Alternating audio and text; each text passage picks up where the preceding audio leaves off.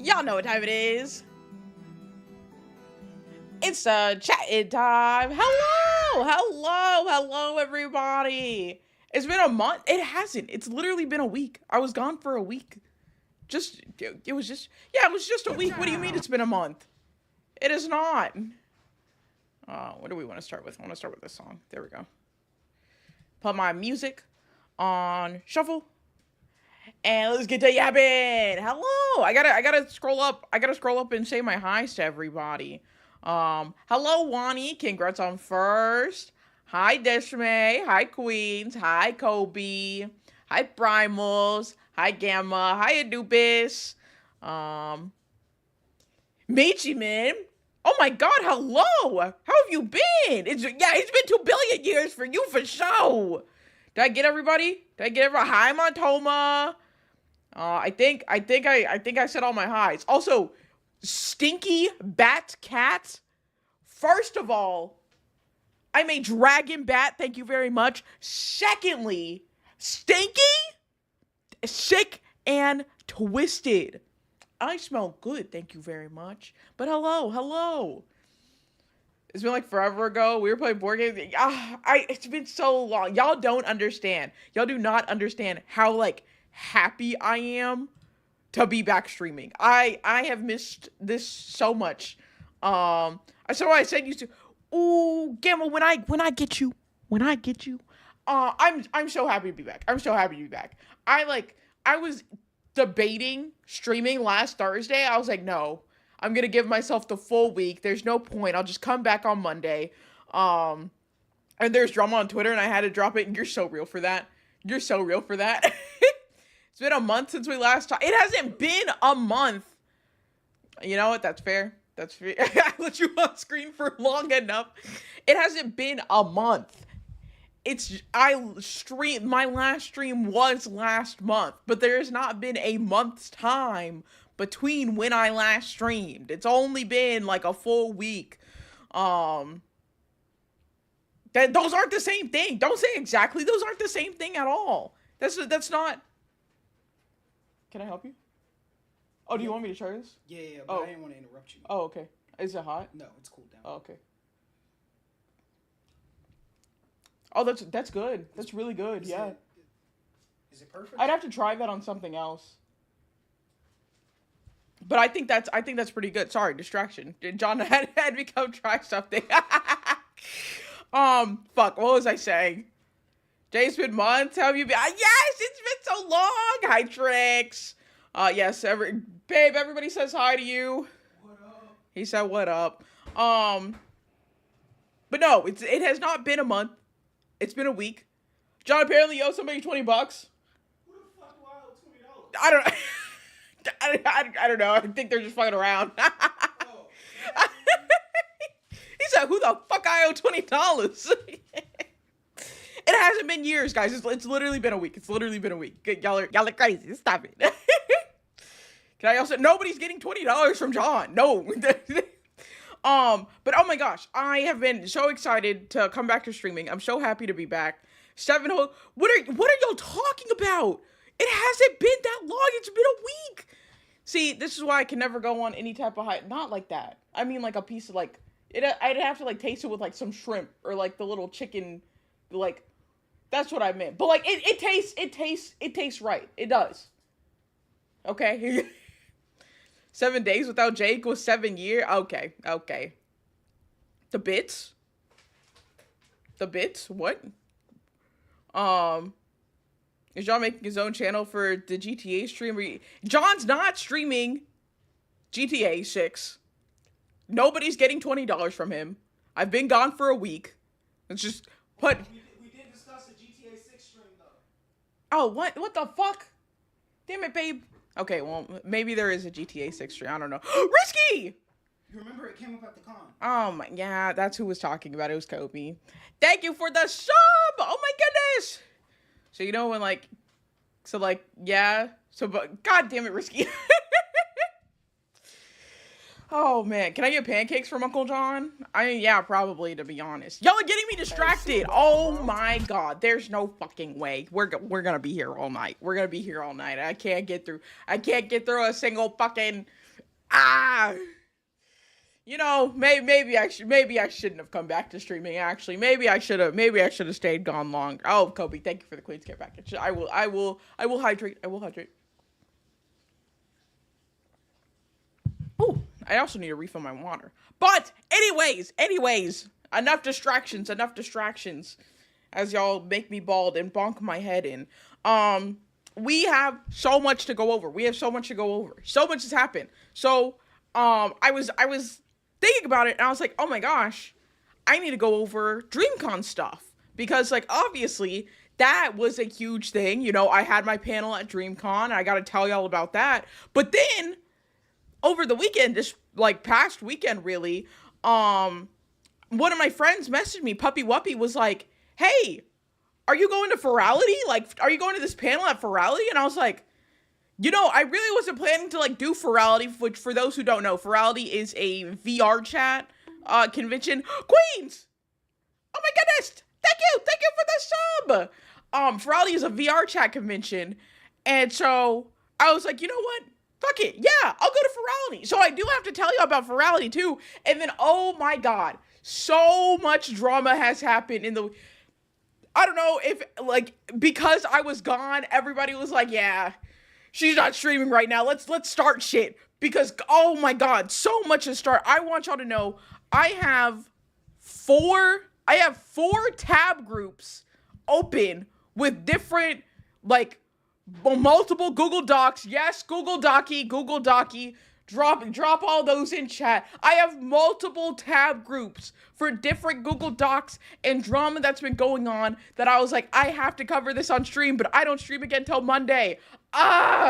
So we have a lot to go over. I was looking forward to it on Saturday, but then day passes were sold out. Yes, the one thing about DreamCon is, like, you have to buy your badges beforehand because they will sell out. By the time the con actually, like, rolls around, you basically can't get any, like, the on-site. How much shit has gone down? Zombie, so much. So much. Also, Glob, hi! I see you. Welcome in. Not the amount of Google Docs. There's so many. Should have told Tuna that beforehand. I did, Wani. That's why I was freaking out. I asked multiple times in our group chat if everybody bought their ticket because I knew this, and I was like, everybody needs to buy their ticket. But it's okay, because it worked out, so didn't have to worry about that. I saw another drama yesterday with the Femboy. Yep, I have the Femboy drama open too. Femboy drama? Yes, the Femboy VTubers have drama, babe. Next year's the year. Yes, I'm going to try to host, like, 2 panels next year. Because... Yeah, I gotta talk about that too. I've been checked out since yesterday. Damn. Yeah, we've got a lot. John's ears perking up at Femboy is insane work. Because, the Femboys don't have drama that we're aware of, at least. If it's drama enough for us to know about it, and specifically in the Femboy community, I feel like my ears would be perked up about it too. Next year, I want to try to get into the wrestling ring. Oh my god, I did not know they were gonna have that wrestling thing going on. That was something. I need to start tuning into VTuber drama because I'm so lost. Okay. I'll give y'all an overview of some of the drama because I do want to cover my, like, DreamCon recap first, and then probably, like, I'm trying to figure out how I want to go through this. So the things we have to discuss DreamCon, we have to discuss Furality, and then we have 3 to 4. I have 4 open. I doubt I'll actually get through everything today. I think some of these dramas I'm just gonna have to cover on Wednesday, but we have 3 to 4 other things, other, like, drama situations. One is with the Femboys. One is actually revisiting some drama. We have new information on that one. One is what I'm not actually that sure about. And then another one is, like, through these, between these 2 coffee brands that are both VTuber, like, oriented. So we have 4 different, like, dramas to discuss. And then we also have Furality, because that just happened, and I do want to talk about Furality. It was a lot of fun. Met you at DreamCon. Oh my god, hi! Welcome in! Thanks for coming to my stream! Revisiting dramas with Cinder. It's actually not with Cinder. Order Yeah, what is the order of operations here? Also, DreamCon was so much fun, y'all. Weird. Because I think I want to cover DreamCon first. Because that's like the oldest and I feel like the most, like, the one that I knew without a doubt I wanted to cover that. We're gonna go DreamCon first, we'll do a drama, then we'll do Furality, then another drama, and if I have more time, we'll go over another set of drama. But starting with DreamCon, and also, I feel like discussing the cons isn't going to take as long, because I'm not gonna lie, whenever I, like, go to, like, talk about how, like, a convention was, I'm like, oh my god, it was great! And I forget everything else that happened. Oh, why did this kid, oh, the ass bitch was, okay, there we go. Well, let me allow this through auto mod.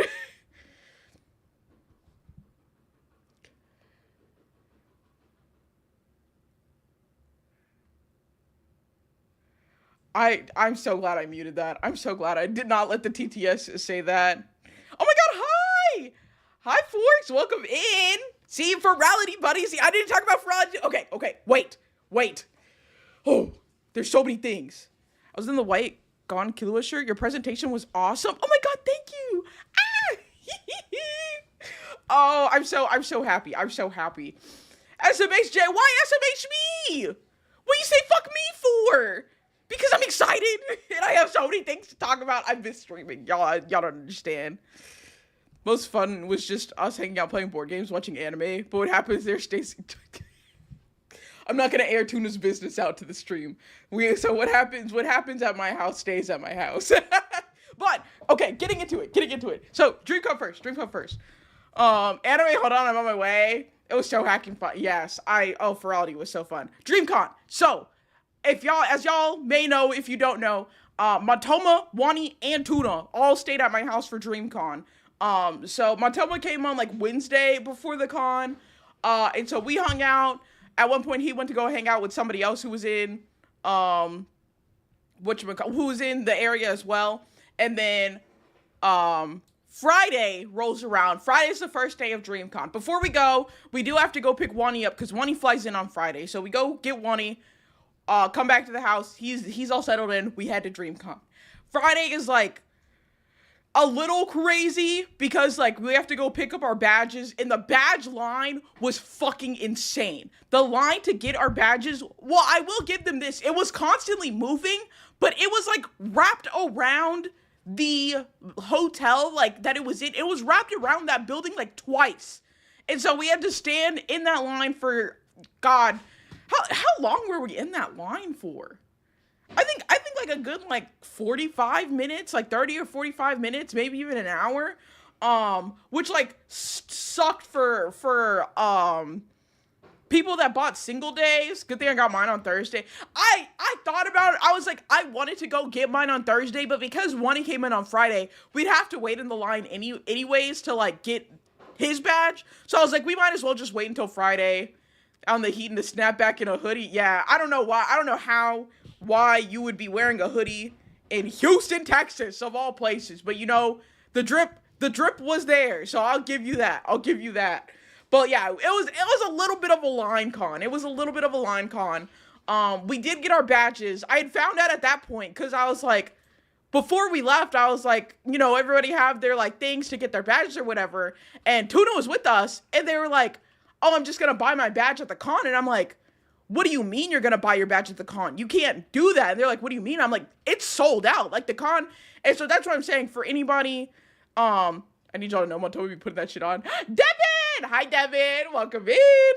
Matoma do be putting that shit on. Matoma and Wani. My friends, they have the drip. But I was talking to Tuna about it. And they're like, I'm just going to buy it at the con. And I'm like, you can't. It's sold out. So like, I was a little like, because of that happening, I was like a little like overstimulated and like standing in the line was like really, we were in that line for a long time and it was hot outside.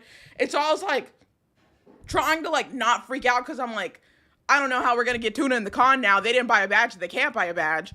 But by the grace of God, I have to say, whenever I went to go get my badges, because I was a panelist for DreamCon, so I got a different type of badge. I went to go get my badge, And like I like showed the guy the like 2 badges for like me and John just for the weekend. I was like, I'm also a panelist. Like, do I get that here? And he just gave me a panelist badge along with the 2 badges that I had. So like I only bought 2 badges, but I came out with 3. I was like, we fucking take these. I saw that. I realized what he did. I was like, thank you so much. And just turned and left because we came up on a free badge. And so Tuna now had a badge for the con. One of my friends sent me a pic from your meet at the con because they saw my name on your board. Yes! I have to shout out other black furries, of course. Yeah, fucking huge dub.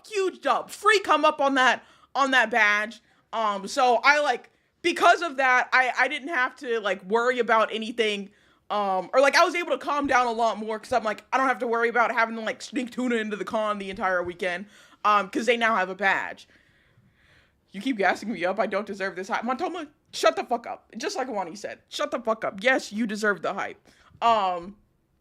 So we got our 3 badges. We were just walking around Friday. Like I was just, normie clothes for the most part. Like I what was I even wearing on Friday? I don't even remember.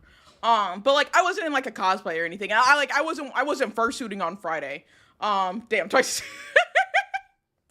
And so we got to like go, and I was looking through the like exhibitor hall and like it's called exhibitor. I have to get used to anime conventions call like the place where all the booths are at that you buy stuff. They call that like the exhibitor hall, but like furry convention call that the dealer's den. And so at Furality, I went through the dealer's den, but at DreamCon, it was the exhibitor hall and getting to see all the different booths that were up and like the cool art and stuff. I'm not gonna lie, one of those booths, if they hadn't taken, it wasn't until Sunday that I went back to it, but if they hadn't taken so long like coming over to like help me buy something, I would have spent like $80 at that booth that I didn't have. But because they took so long, I was like, I don't feel like waiting anymore.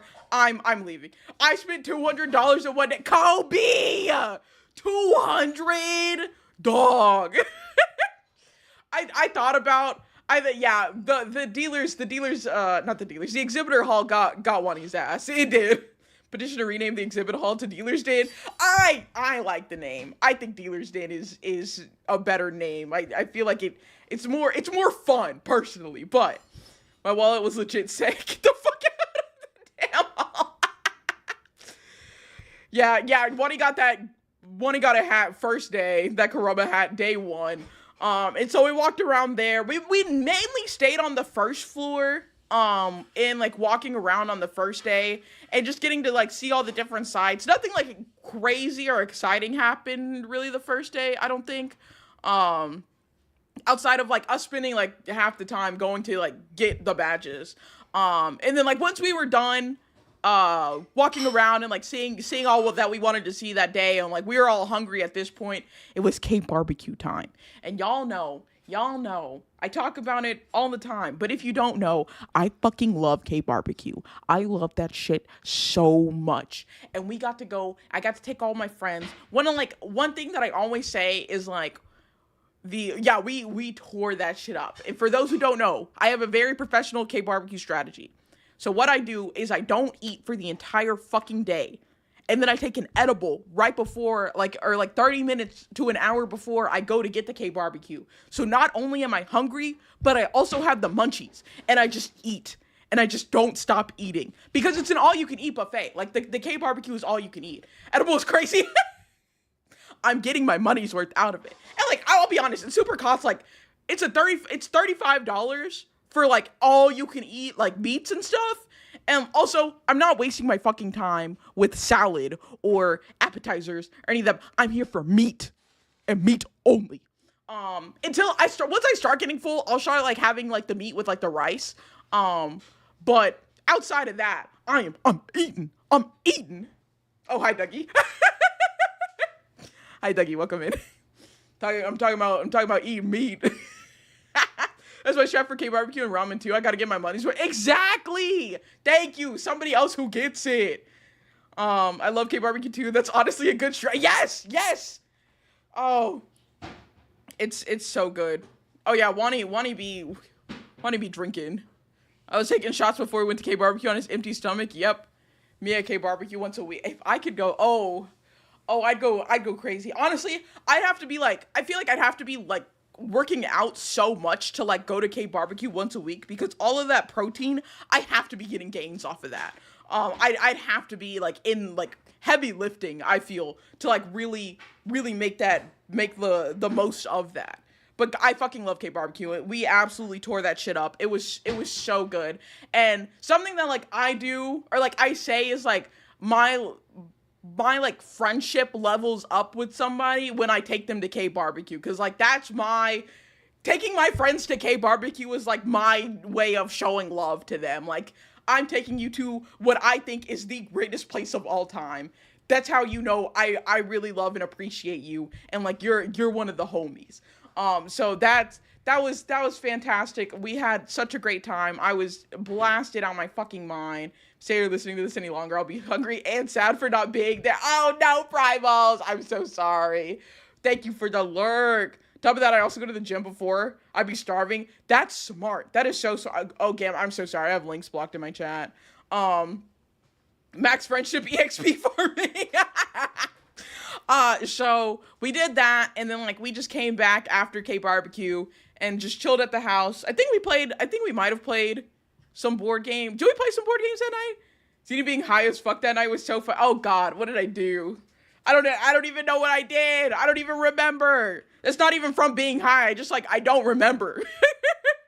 We were doing so much that like whole week. This nigga want to eat like an anime bro tag. Oh my god. We played board games every night? Oh my god, do we really? That makes sense, actually. Go to the gym high and then go to K barbecue. Some good notes here. Yeah, so I was absolutely fucking zooted. We had a good night Friday night, and then getting into Saturday, because Saturday is the day of my panel. So wake up, get ready and stuff. My panel was from 4 to 5, at the con. And so I wanted to make sure I was there by like 3. So like I could have time to like find where I needed to go and all that stuff. I hadn't suited up yet. I just brought like my full suit to the panel room. Like we got there, we're able to like go up, find the panel room just fine. It was tucked in like the very back corner of the convention on the 3rd floor. Like that's the only description. Like the 3rd floor, back right corner, all the way back there. I was like, damn, they don't want the furry shining. But like when I got to the panel room, it was already like I think like a third of the way full. Either like a third or a fourth. Like there were already people in there like just sitting waiting for my panel to start, which I was not expecting at all. I was like, why are there already so many people here? There's not another like 30 minutes until I have to like do this. Gonna lurk and snooze. Thank you for the lurk. Yeah, there's not like another 30 minutes until my panel, and so like I was extremely nervous at this point because this was my very first time paneling at a con ever. I had never like done a panel before. And so I was fully expecting there to be like first of all, not that many people 30 minutes before the panel. Secondly, people there before the panel waiting specifically for this panel. So I had to do like a nervous pee before I got started. Stage fright got me good. No, oh my god, Risky, no. You were fine. I thought you were handling it way better than me. I was so nervous. I was up there with Risky. Risky was my co-host for the panel. Risky, I appreciate you being there so much. I know I got there early, but I know people were waiting, so I went back to walking, and I came back to see Risky walk there. That's when I saw, yeah! No, I was scared. I was so scared. Again, it's my first time paneling, and so, like, I did my nervous pee. I was, like, in the bathroom, low-key trying not to cry because I was so, like, scared, and I just already wasn't expecting that many people to be there, and I'm like, fuck. It's okay if, like, I embarrassed myself in front of, like, 10 people, because I could probably just fight all 10 people and there'd be no witnesses. But there are way more people now. I can't fight all of these people. There will be witnesses if I fuck up. And so I got back and, like, we were waiting. Damn, what I did? Kobe, if I fucked up, I'd have to take you out. It is what it is. Hi, Zenby. I went to get a drink, which took 20 minutes, and I got back, and people were chilling in the doorway, because it was like, yes, like, by the time, because, like, my panel started at 4, but, like, the room was already full by like 3:50. And so I did wait until like 4 o'clock exactly. Before what? Why am I being jailed? What the fuck? I did wait until like 4 o'clock exactly to start the panel because I was like, I want, I'll start like right on time. My panel is from 4 to 5, so I'll start it right at 4. And so, full room. I started presenting. It went extremely well. The audience, honestly, I could not have asked for a better audience for that panel. Everybody was like super respectful. Like genuinely there for like learning and stuff. Cause I'm not gonna lie, I was a little scared that like there would just be trolls like there to like, make fun of furries and stuff like that. But like, no, it was like a packed audience of like people genuinely wanting to learn and like listen in and stuff like that. I was so incredibly blown away. If for those who were not there, just a quick little. For those who were not there, I did upload the full panel video on my YouTube. You can go watch, listen in. Satine! Thank you for the Queen's Care package. But the audience was phenomenal. The audience was phenomenal, wholeheartedly. Like all of the jokes that like I had planned and like ones on the spot too, like they all landed. It was so good. I don't think I could have like gone back and done it better.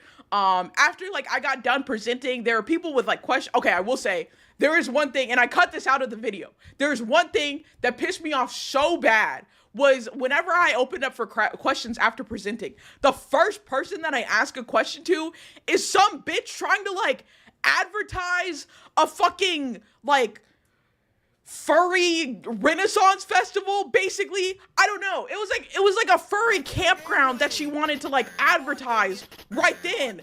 And like, I will say, yes, that one. That shit pissed me off so much. Also, bet your channel points. Bet your channel points, everybody. Also, hi, Crystal. That pissed me off so bad. I didn't want to force my way in when I saw this quick run through the presentation. Oh, that's fair. That's fair. Yeah, Montoma had already seen it. No, I was so mad. I was so angry about that, but like stayed very calm. I think I handled it really well. But your presentation was awesome. I'm considering being a furry. I think you should. It's a lot of fun. Like self-advert somewhere. Yes. And cause like the way that she like phrased it, whenever God damn, y'all are betting big. Holy fuck, 16K? Whenever, like, I gave the mic to her, and that was the thing, is I gave the mic to her, and, like, she started to stand up and, like, come to the stage, and I'm like, okay, it's crazy that you want to come up here to, like, ask your question, but sure. But, like, she starts going on about, like, would you be interested in, a space that, would be open all the time and you could come out to the forest and like live out your furry dreams. And like, I was so confused because like realistically, I would never want to go into a forest with my fursuit. That's going to be like, it's going to get dirty there. There's no way I'd actually like go out there. Oh my gosh, hi Brass, welcome in. I want everybody to see me. I was so, and like, she just like kept going on about like how, we should collaborate on getting this like up and going. That way anybody can like drive out to this campgrounds or whatever. And like, you could be furry without having to wait for a convention or things like that. I'm like, local meetups exist. What the fuck are you talking about? And again, I was like, at this point, she like kept talking and I like was just kind of going and grabbing the mic from her to take it back. And I'm like, yeah, we can talk about it after the panel for sure. I did not talk to her after the panel about that shit. But outside of that happening, which I just edited that whole part out of the video from the panel. Cause I'm like, I'm not letting this bitch get any type of advertisement. I edited that part out and like of the video that I posted on my YouTube, and I just posted the rest there. But outside of that, everybody else asked really good questions. Like people were like asking for like clarifications on things. Very rude of her to do in the middle. Yeah, it was. Oh, I was mad. I was looking like, what is she talking about? She low-key asking other people the same thing. Yes, and like she was literally talking about like getting funding for this furry campgrounds or whatever. I'm like, the Renaissance Festival exists. people do local meetups. Like, I don't understand. But I wanted to like still like obviously be like friendly, cordial and whatnot. So like I didn't like talk about her right then and there. I was just smiling and was like, yeah, we can talk about it after the con. Took the mic back so like I could get other questions because there were people that like had actual like good questions to ask about. Yes, we learned about the furry bots, which is the correlation between the furry fandom and the Transformers fandom. People were asking clarifying questions about like different like aspects of furry, talking about like how to like get like a fursuit or like how you get into it, how you like go about online being furry. A lot of people like were kind of like curious about how people react to like when you could like tell people that you're a furry, and things like that. So it was fantastic again. You know, shameless promo in my own stream to my own YouTube, but I do have the full panel video there. I recommend checking it out if you are interested. We had such a great time. I called out the entire panel. Loki thought about making my own furry bot. You should. The correlation between Transformers and furries is autism. You're not wrong. Oh, I need to flip this. Hold on. I have to get out the desk cam because y'all bet so big. Here we go. I'm getting out the desk cam for this flip. I little pause in the yapping to do this. Furries? Furry bots? No. Oh, the cyber ones. Oh, protogens? Yeah. Protogens, I think is what he is referring to. Where is my desk camera? Here we go. Desk camera. I gotta grab one of the coins. Think Furry had a baby with a Transformer. That's a protogen. Yes. I believe so. Which I didn't think about at the time, like whenever we were talking about it. But protogen would be like the perfect interloping circle there. But Gamba time real quick. Flash the ring. I'm gonna flash the ring. Here we go. Flashing the ring. Wow, okay. Is the coin. Here's the head side. Here's the tail side. Y'all got it? I gotta open up the thing to manage the protection. 24.6k into heads, 19k into tails. No! Wait, I dropped the coin, sorry. I got it. All right, ring flex again.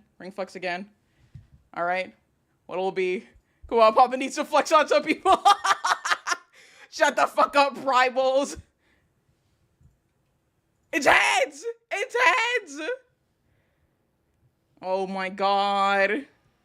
I'm so sorry to all those who bet into tails. Rigged. There we go. Choose outcome. Heads. Your model's still so pretty. Oh, thank you! MML, bye points. No, I'm so sorry. Let's see. Heads will be awarded 43,586 channel points. Good God. Big bets. Okay. But yeah, no, the panel, outside of that bitch just randomly deciding to advertise her stupid ass idea, I could not have asked for like a better audience. Everything was so good about that panel. I'm so happy from it. I'm still riding the high off of that panel, like going so well. Oh, hold on. I'm gonna bring out the desk cam again. You had a furry back up taking pics. Yes. Like a little bit ways through the panel. I think I don't actually remember at what time, because there were other furries at DreamCon. I will say, I'm the first fursuiter at DreamCon. I have taken that title. But there were other fursuiters at this DreamCon now. So they had come into the panel room, and like at one point people were asking about like fursuits, and I was talking about the different styles and like pointed them out. Which the Splash, I don't know if that's Splash's friend or their partner, who was fursuiting with them, but they're so sweet. So nice. Where's my desk camera? Here we go. Y'all can see my badge. This is the panelist badge from DreamCon. This is what the panelist badge looks like compared to. Oh, I don't think he has it here. I have a weekend badge too, because I have John's weekend badge. But I'm gonna hang this up on my wall because it was very exciting. But yeah, we had other furries in there representing. So after such a huge success that the panel was, I had my fursuit with me at the panel. So like it was on the front like table basically, so people could see it. And after the panel, I went in like I actually suited up. In the gaming hall around 12, there was a Jolteon. Yes, I know that Jolteon fursuiter because I met them at, I think that was Dicky, and I've met them before. I think they came up to me at DreamCon last year or 2 years ago, and they're like, "Oh my god, I didn't know like anybody else would like be a furry here. I'm going to bring my fursuit next year now that I know like it's like a safe space for me to fursuit." Hopped in that suit like Tony Stark. It was not that smooth. Listen, suiting up is a process. That is a process, let me tell you.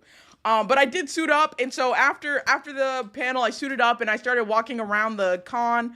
Obviously, people were like, "Oh my god, can I take a picture with you?" Some people came up to me and were like, "I was at the furry panel, like it was such an awesome panel, like I'm a furry, and so I loved it," and things like that. It was so good. I had such a fun time. Mark 1, yeah. There we go. I had such a fun time. My favorite suit reaction was, "It's Lucario." No! I'm never beating the allegations. I'm not beating the Lucario allegations. I'm not beating the Egyptian bat allegations. I'm not beating any of it. Oh my god. And Loki still want a mini partial. Anubis, stop, please. No, I'm just black and I like blue and gold colors. What are you from? Yes. Egypt bat Loki sounds cool. It is, but that's just not what I am. I don't even know if there are bats in Egypt. I don't know. Actually, my headcanon is that Lucario has dreads. You are correct. That's correct. I agree with you. I saw you in the background of one of those videos showing off cool cosplays around the con. Yay! That was me. That's me. I had like one confirmed like kind of low-key famous person come up and like get a picture with me. I think they have like 6 million followers on TikTok or something. And like they're like verified on like Instagram or whatnot. But they came up and took a picture with me, and like they had posted it on their page. Hold on, I can actually pull it up. I can pull up the post. Where is it at? If I go to my notifications, it should be in there pretty recently. Yeah. Hold on, let me go to this dude. Let me go to this dude's TikTok. Yeah, he has 5 million plus on TikTok. But we took a picture together, and where's his DreamCon post? Oh, here we go. Hold on, let me share my screen so y'all can see this. Instagram, yeah. Oh, the cropping on this is off, but this is our picture together. Where's my cropping thing at? Not properties, filters. Ah, there we go. Let me move this over. Haha. So yeah, this dude is like low-key famous. But I'm mutuals with him now. He followed me and I followed him back. So it was such a great time. Such a phenomenal time. Jay, you're famous. If you ever meet Iron Mouse or something, don't forget us. I won't forget y'all. I'm not. Oh my god, that's you're gonna make me talk about Furality. Oh yeah, he tapped the fuck out of me. Yeah, Kobe tapped you. I remember you talking about it afterwards. You didn't even know who he. Yeah, that was the thing, is I did not know who this was. I think was it you or Tuna who like went back up to him and like asked for. Yeah, Tuna went up to him after the picture and like asked for his handle and like showed me his TikTok with like the 5 million views. I was like, oh my god, wow. This man fuck with the furries. Let's go. But had so many pictures taken. There's at one point I was like standing with the other like 2 fursuiters that were there, like Splash and their friend. And after that, like because we were all in the same spot, everybody was like, all the furries are together, we have to take all the pictures. So like we were standing there for like probably 10 minutes, just like people taking pictures, like coming and going, like coming up, somebody would like come stand in the middle of us so their friend could take the picture, and then they'd leave, and another person would like come up and take pictures of us. It was a time. It was fun because I just got to stand still, but it kind of sucked because like whenever I'm fursuiting, I have a fan in my mouth to like keep me cool, but whenever I take a picture, I take the fan out of my mouth. And so I was kind of just dying. If you don't mind me asking what's Furality. Oh, Furality is a furry convention on VR chat. So it's like a virtual convention that happened this weekend that I went to. It's going on still right now. Zini waddling around was so cute. Y'all stop. Listen, it is difficult to move in that fursuit. I was impressed with how long I was able to be in suit. I was in suit for I think like 3 hours. Oh, it's on VR. Yes, it's on VR chat. Zini waddles. Stop. Then she waddled away. Stop. Listen, I can't exactly, just walk pretty fine with the. Have y'all seen the thighs on my fursuit? And like I have pillows stuffed in for the padding. I can't just walk normally. I waddle a little bit. Someone get the grapes and the lemonade. Seen him waddle around that exhibit hall like a champ and then passed out. Exactly. Because suiting is exhausting. There's actually very recently somebody did a research study basically, and whenever you're in a full suit, it feels like anywhere from 115 to 130 degrees Fahrenheit in there. So imagine that for 3 hours is what I was doing. But it was so good. I felt bad because I always feel bad anytime I'm at a con with friends and I'm fursuiting, especially if it's an anime convention. So they're not in fursuit and they're kind of just having to watch me waddle around the con. I'm go, if y'all want to go somewhere, don't feel like you have to stick with me. I don't move fast. I'm not moving a lot. I'm quite literally waddling around this entire convention center. But it was still a great time. I enjoyed hanging out with y'all. Post-suit showers must be dog. It is biblical. That is the only time that I take a cold shower because I'm just so hot and sweaty. I need to cool off. I was just there to be protection with John TBH. That's fair. That's solid. I got interviewed by 3 different people while I was in fursuit. Hope the fuck someone would Wani, put a pin in that because I do have something to say on that front. But I got interviewed by 3 different people there. Okay, 45 minutes at 350 degrees. This is quite literally baking instructions is what's happening to me in a fursuit. One dude was asking me questions, and if I got all the questions right, I'd get $50 or something. I did not get all the questions right. I got stumped on some question trying to figure out what day of the week it was. And then another dude was just doing a kind of DreamCon interview style of just asking me what I am, what I'm cosplaying, or who my fursuit was, my favorite anime, anime crushes, stuff like that. How am I gonna get that $50 if you keep getting questions wrong? Cinder, don't piss me off. Don't piss me off. That's our day making the way. Thank you. Today when y'all see me in line, there's a furry in front of me in the line. She was sweating, but she was wearing a champ. Yes, you are going to sweat in that bitch. Bunny! Thank you for the Queen's Care package. How are you? Talking about DreamCon stuff right now. I got a picture with some famous TikToker. He has 5 million followers. Actually, let me see exactly how many he has, because it just says 5 million plus here. Oh my god, can I fucking copy his name? Here we go. Let me open up TikTok. I saw the pics. Yeah! Are suits usually heavier or weighted at all? Or is that answered on your... So, suits... Okay, I'll say my fursuit is really heavy. But my fursuit is really heavy because of the head and the wings. Okay, I found this dude's TikTok. Here we go. See? He has 5.8 million followers. And he has to take a picture with me. And he posted it. He posted it on his... Hold on, I gotta go back to it. Here we go. That's us. Yeah, no, so I'm just saying, I'll remember y'all when I'm famous. I'm fucking around.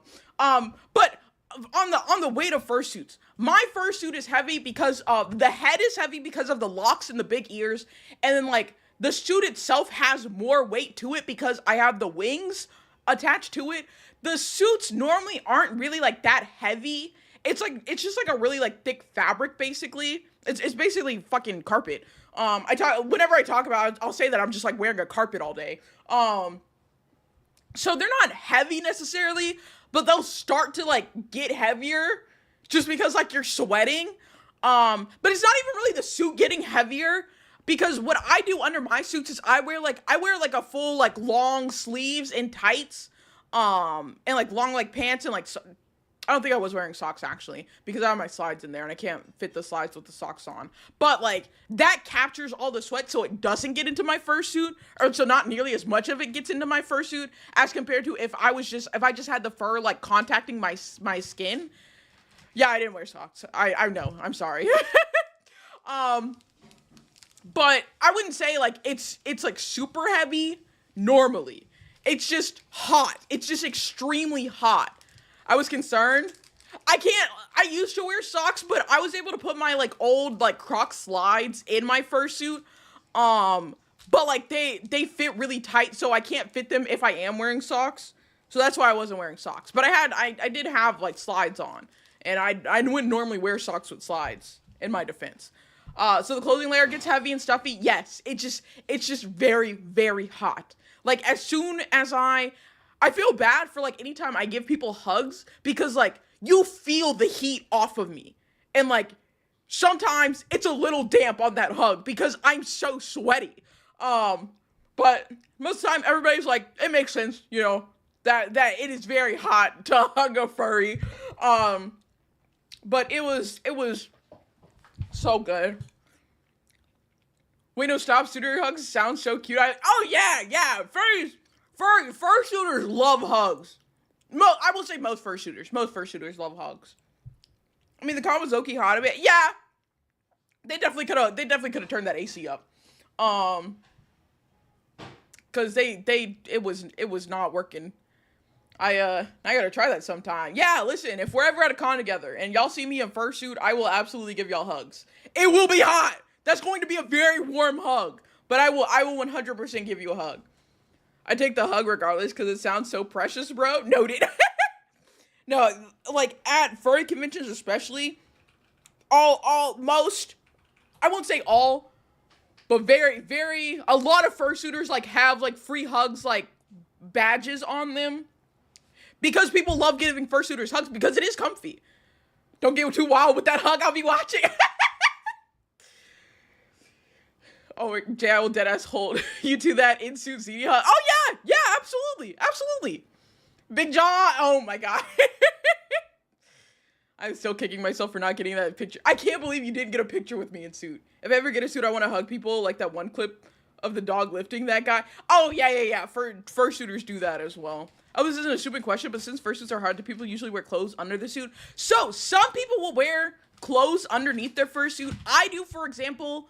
let me see if I can find it. Under Armour, heat gear.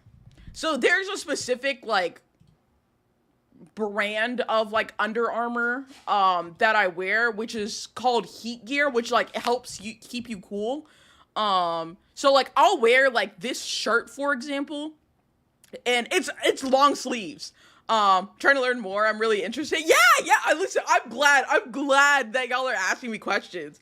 People bare-cheeked under their suit. So, some people are bare-cheeked under their suits. Me personally, I would not. ZD came out of that suit looking like an Olympic athlete. Yeah, because I'm wearing like this and like tights, like long tights like this. I'm wearing like fully suited in Under Armour heat gear to like keep myself cool while I'm suiting.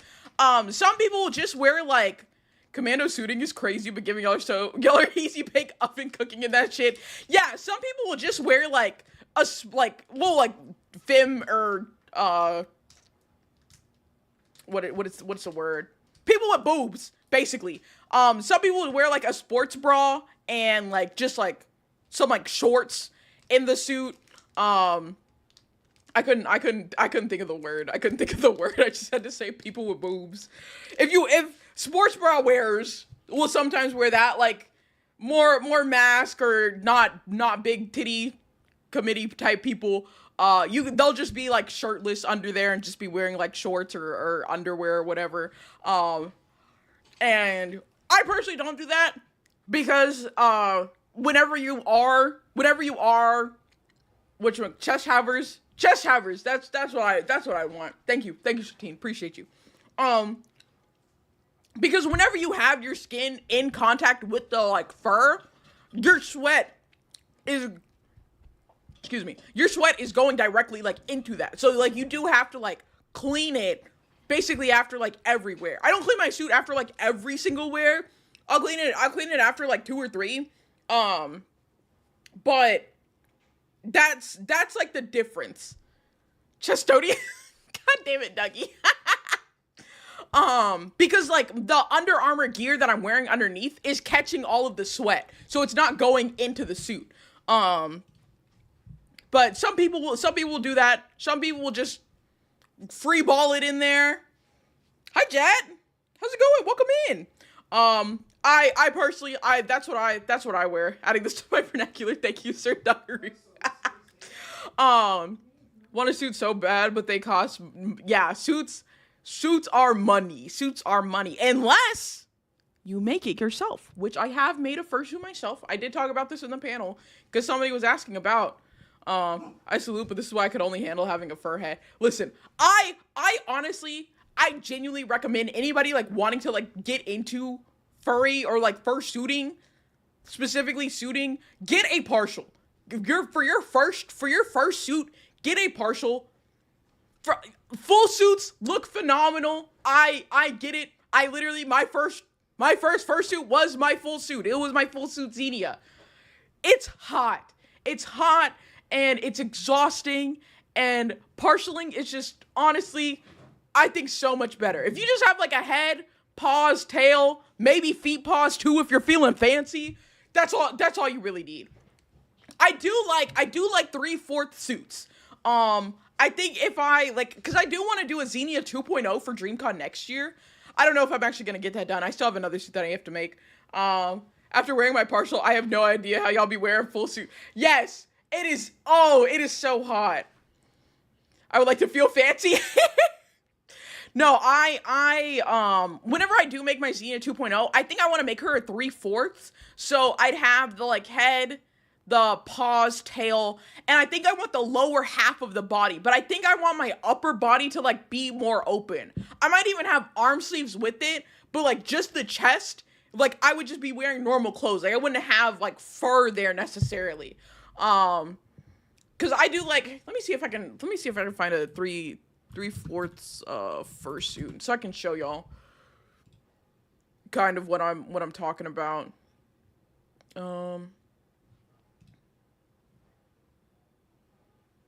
Here we go. This is so like, here's like a good like example of like the difference. So like here is the full suit here.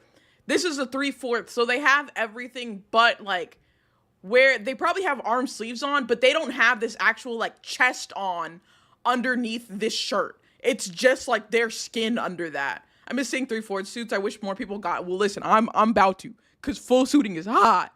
And then this is their version of half is not having the arm sleeves, so they just have the paws instead. But they still have like the bottom half. And then a partial here is where they just have the head, the paws, and the feet. So they don't have the lower half either. Those are like the difference. I'd want to go maybe 3/4 or half. This is the range I'm looking into. I'd probably go 3/4 just because like Xenia has like her arm wings. But I'm thinking about making those smaller on like the next suit. So that I could go half if I really wanted to. Also, an ad is about to start in 2 minutes. So let me just let y'all know. I'm planning on having a partial next year because my job just offered me a promotion, so I'm gonna save for it. Hell yeah! Absolutely. Oh, but what I was talking about before is that, like, you can also make a suit, which, like, don't get me wrong, making a suit is still expensive. Not gonna lie. Fur, the price for good quality fur is a little rough. It's a little rough, especially if, like, depending on how you make it, if you're only having to buy fur in foam, so, like, you make, like, the head base yourself, that's gonna be definitely cheaper. I personally, like, the suit that I have made and the one that I'm working on right now, I buy a head base, which is around, like, anywhere from, like, it's around $200, really. Impulsive urge to draw goat persona. You're feeding me artsy brainworms. Jay, this is your fault. You're welcome.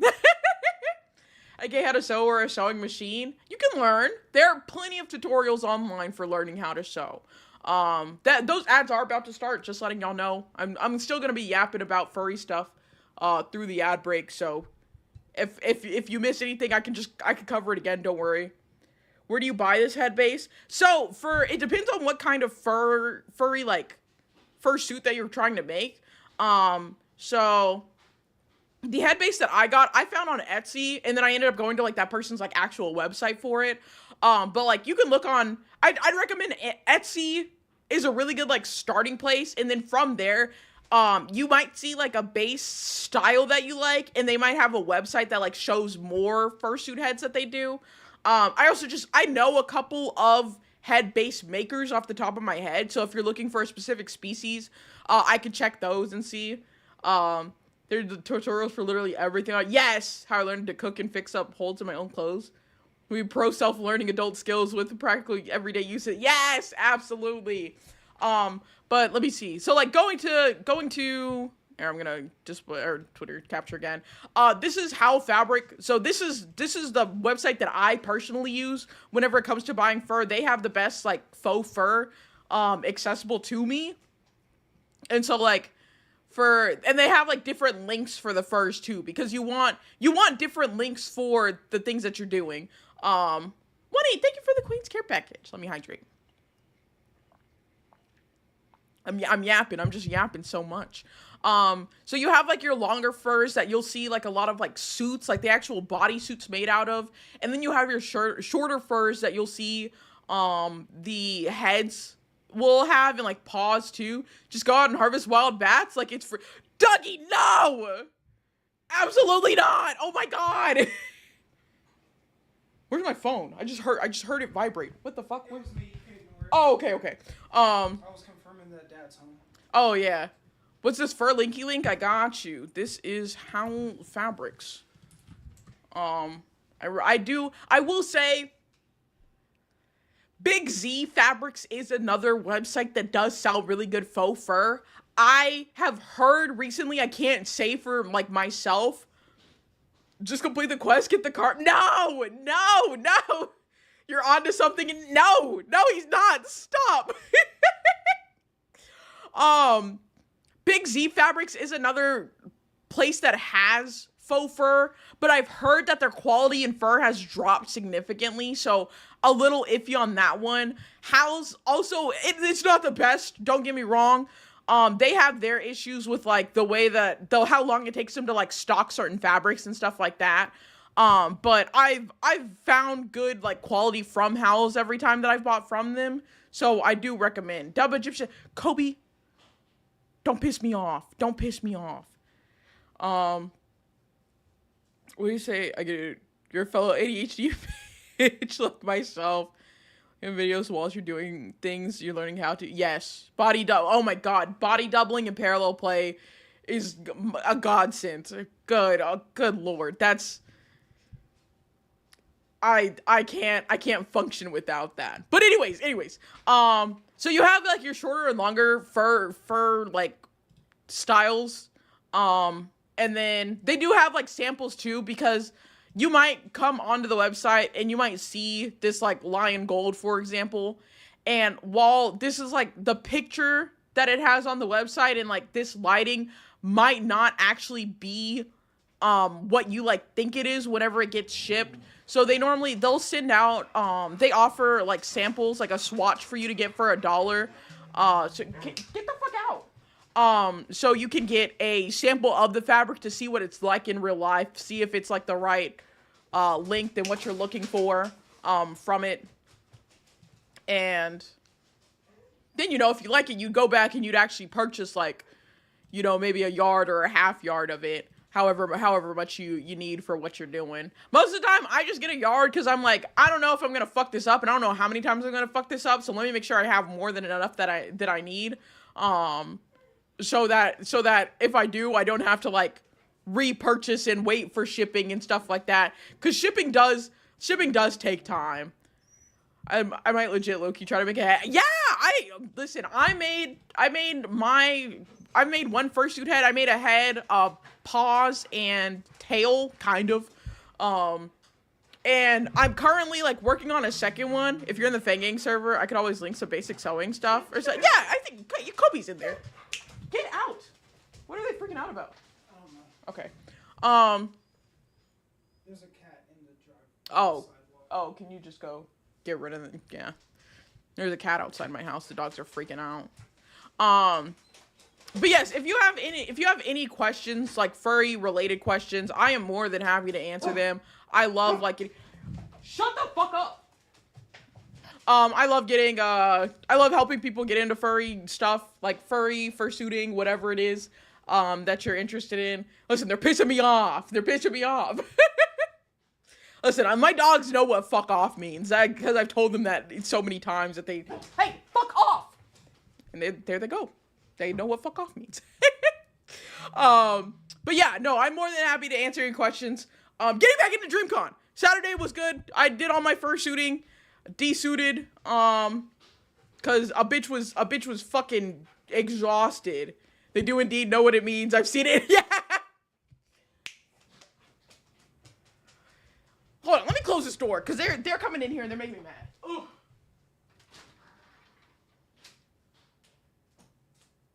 Okay.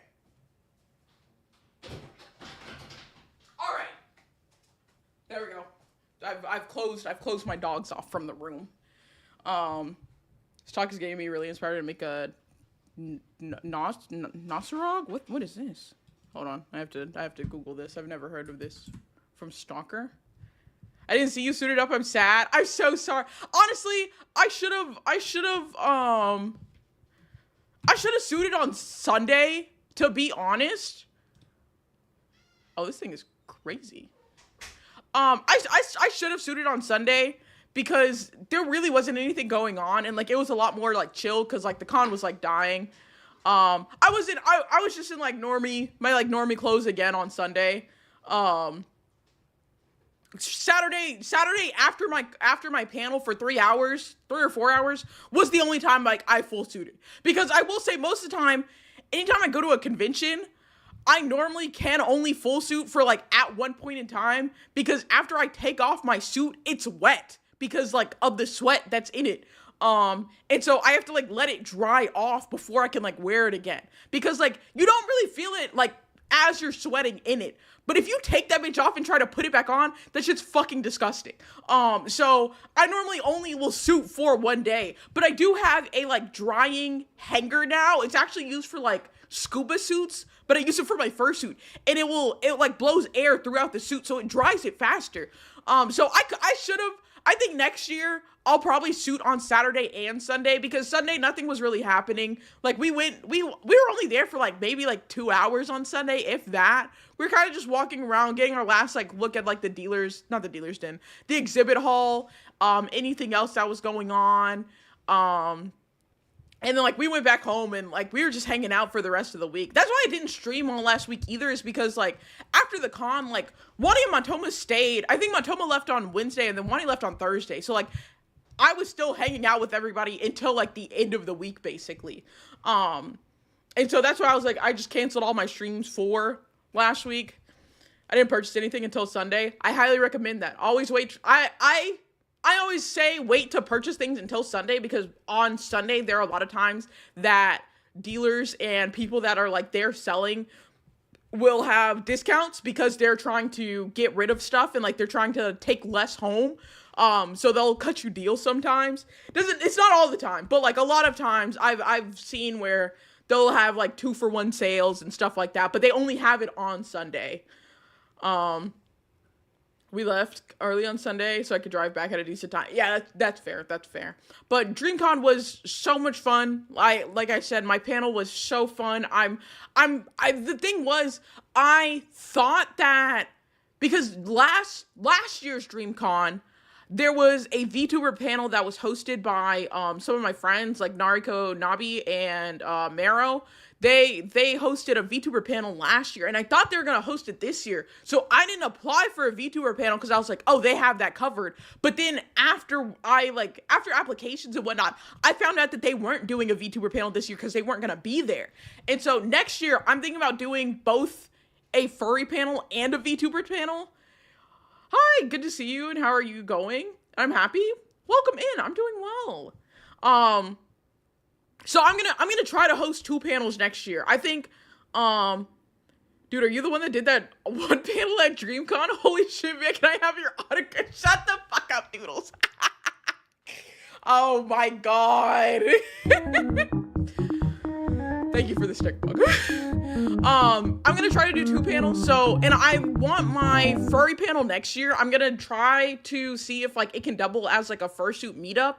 Or maybe even try to schedule a fursuit meetup specifically. Dude, sign my Cinder merch. Oh my god. And then I'm gonna see if I can also host a VTuber panel next year because I think that would be fun. I think there should be a VTuber panel every year. Because there are black VTubers and that's like the perfect quit it. I feel like that's the perfect space for it.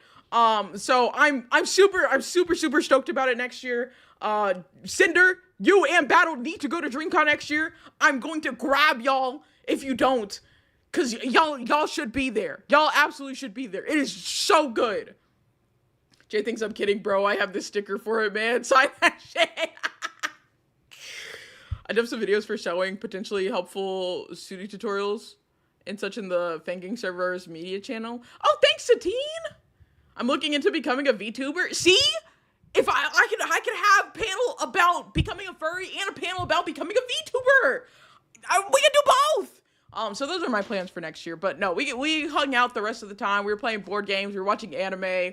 I started Apothecary Diaries. Such a good show. I'm about to finish season 1. Me and John are watching it still. And then what was another thing? I also started catching up on Bungo Stray Dogs, but that was after everybody left. I'm so upset I didn't buy the animal ears. I saw it was so cute. Nice. One thing about being a furry, one thing about being a VTuber, and one about being a furry VTuber. Good lord. The 3 panels, listen. 2 might be pushing it for me. I can't even lie. I was so nervous just for the first one. But I mean, having that first one under my belt, I think will help too. And especially if people like recognize me from like, or like people that came to the panel before, like come to the next panel. Cause I think I want my next panel to be like covering, like going more, cause my panel was just like Black and Furry, Yes We Exist. So it was kind of just like a overview of like, what is a furry? You know, some black furries you might know, like, am I a furry? Some common misconceptions about furries. I think my next panel, I really want to deep dive into like fursuit stuff. And like explaining like the different types of suits, the like styles of it, how to make a suit if you want to go that route. Am I a furry? Nah, bro, I'm just chilling, man. Oh, I called out that whole panel room. I called out that entire panel room. I want to show y'all. I think it was hilarious. The panelists also thought it was really funny. I'm gonna show y'all the slide that I had for the panel. Cause the like panel I went through like being a furry, or like I did like an introduction for myself. What's a furry? Like common misconceptions about being a furry. Some well-known black furries. I talked about magic records because I feel like they're a very important discussion in this. I showcased some black furries online, and then I had these pages. Am I a furry? Like asking the audience if they were a furry, and I want y'all to see these slides specifically. Where is it? Twitter? This was my first Am I a Furry slide. I was literally like, if you're not sure if you're a furry, how do you feel about these women? And the crowd went fucking crazy. And I was like, you all are furries. Congratulations. That slide was hilarious. Yes. I was like, don't worry. If you aren't femme presenting, you're more into the masculine. How do you feel about these characters right here? The entire room was full of furries. And I did explain too that, like, yes, Bowser counts, scalies are a thing. All of that. It was so good. Yeah, they were screaming. That rabbit bitch from Summer Wars, how dare you be so loud? Listen, we are going to put respect on King Kazuma's name. I feel seen. I got you, Cinder. I got you. The Bowser one had to be, yes, it was. Because I showed Cinder the slides before. Because, before him, there weren't nearly as many characters on the slides. And I think, was it Cinder? Cinder, it was you and Taigi? Yeah. You and Taigi were giving me more furry characters that I could put on the slide. And of course, you said Bowser, so I had to put Bowser. I still don't know if I can claim to be a furry. I mean, if you want to, there's nothing stopping you. Me talking about, yeah, all of y'all were happy. Yes. He was on the board of directors for that, for those slides. I zoned out. Why are we all going crazy? Oh, I called out the panel room for being furries. I asked them how they felt about these characters. And, they felt very strongly about them. I see someone doing, should I maybe trust it? Kobe, message me in my section of the Discord about that after stream, and I can kind of help you on that. Listen, I always say everyone on Earth is a quarter furry. If they ever wanted to fucking eat Sonic or Zootopia character. No, for real! You are, yeah! Listen. It just is what it, I know the amount of motherfuckers excited over this wolf man when Zenless Zone Zero came out. They talking about, I'm not a furry, but bitch, you're a furry. I know how they were. But no. DreamCon was fantastic. He broke the internet. Yes, he did. You got big VTubers fucking, who is it? Bow VTuber talking about she want to touch that man. I think she just tweeted that today. I remember I rolled him in ZZZ and uninstalled the game. Oh my god. I think the bear, oh, I should have added that bear guy. You're right. Got me going. I heard ZZZ. Yeah, we're talking about the furry men of ZZZ. I'm glad they started adding furry women. They're still not, they didn't go full in. They're not full furry. They're more like cat girls and shit like that. But, we'll take what we can get. But anyways, panel was great. Check out my YouTube if you want to watch the panel recording. It was a great time. I know the audio is a little bad on it. This is my first time doing something like this. I now know at what angles and where to get a video recording and then get a specific audio recording separate. So next year's panel, I got y'all. There's a full furry woman, I think. Oh, nice. Those men are furries now. That's how it works. Yeah. Tigress and Viper from Kung Fu Panda. I should have added them. There's so many more characters I could have added. I don't swing in a specific direction, but he would make a lot of ladies happy. That is true. But yeah, DreamCon was fantastic.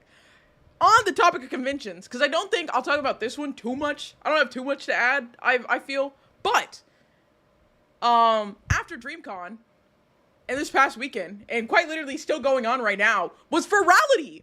Which, for those who don't know, again, Furality is a virtual furry convention. So it's fully on VR chat. So anybody can go to it. I did not even plan on going to it. I went to Furality last year, and it was cool, but I really wasn't feeling it that much, especially because I didn't know a lot of people on VR chat, and this is very much for people who use VR chat more, I felt.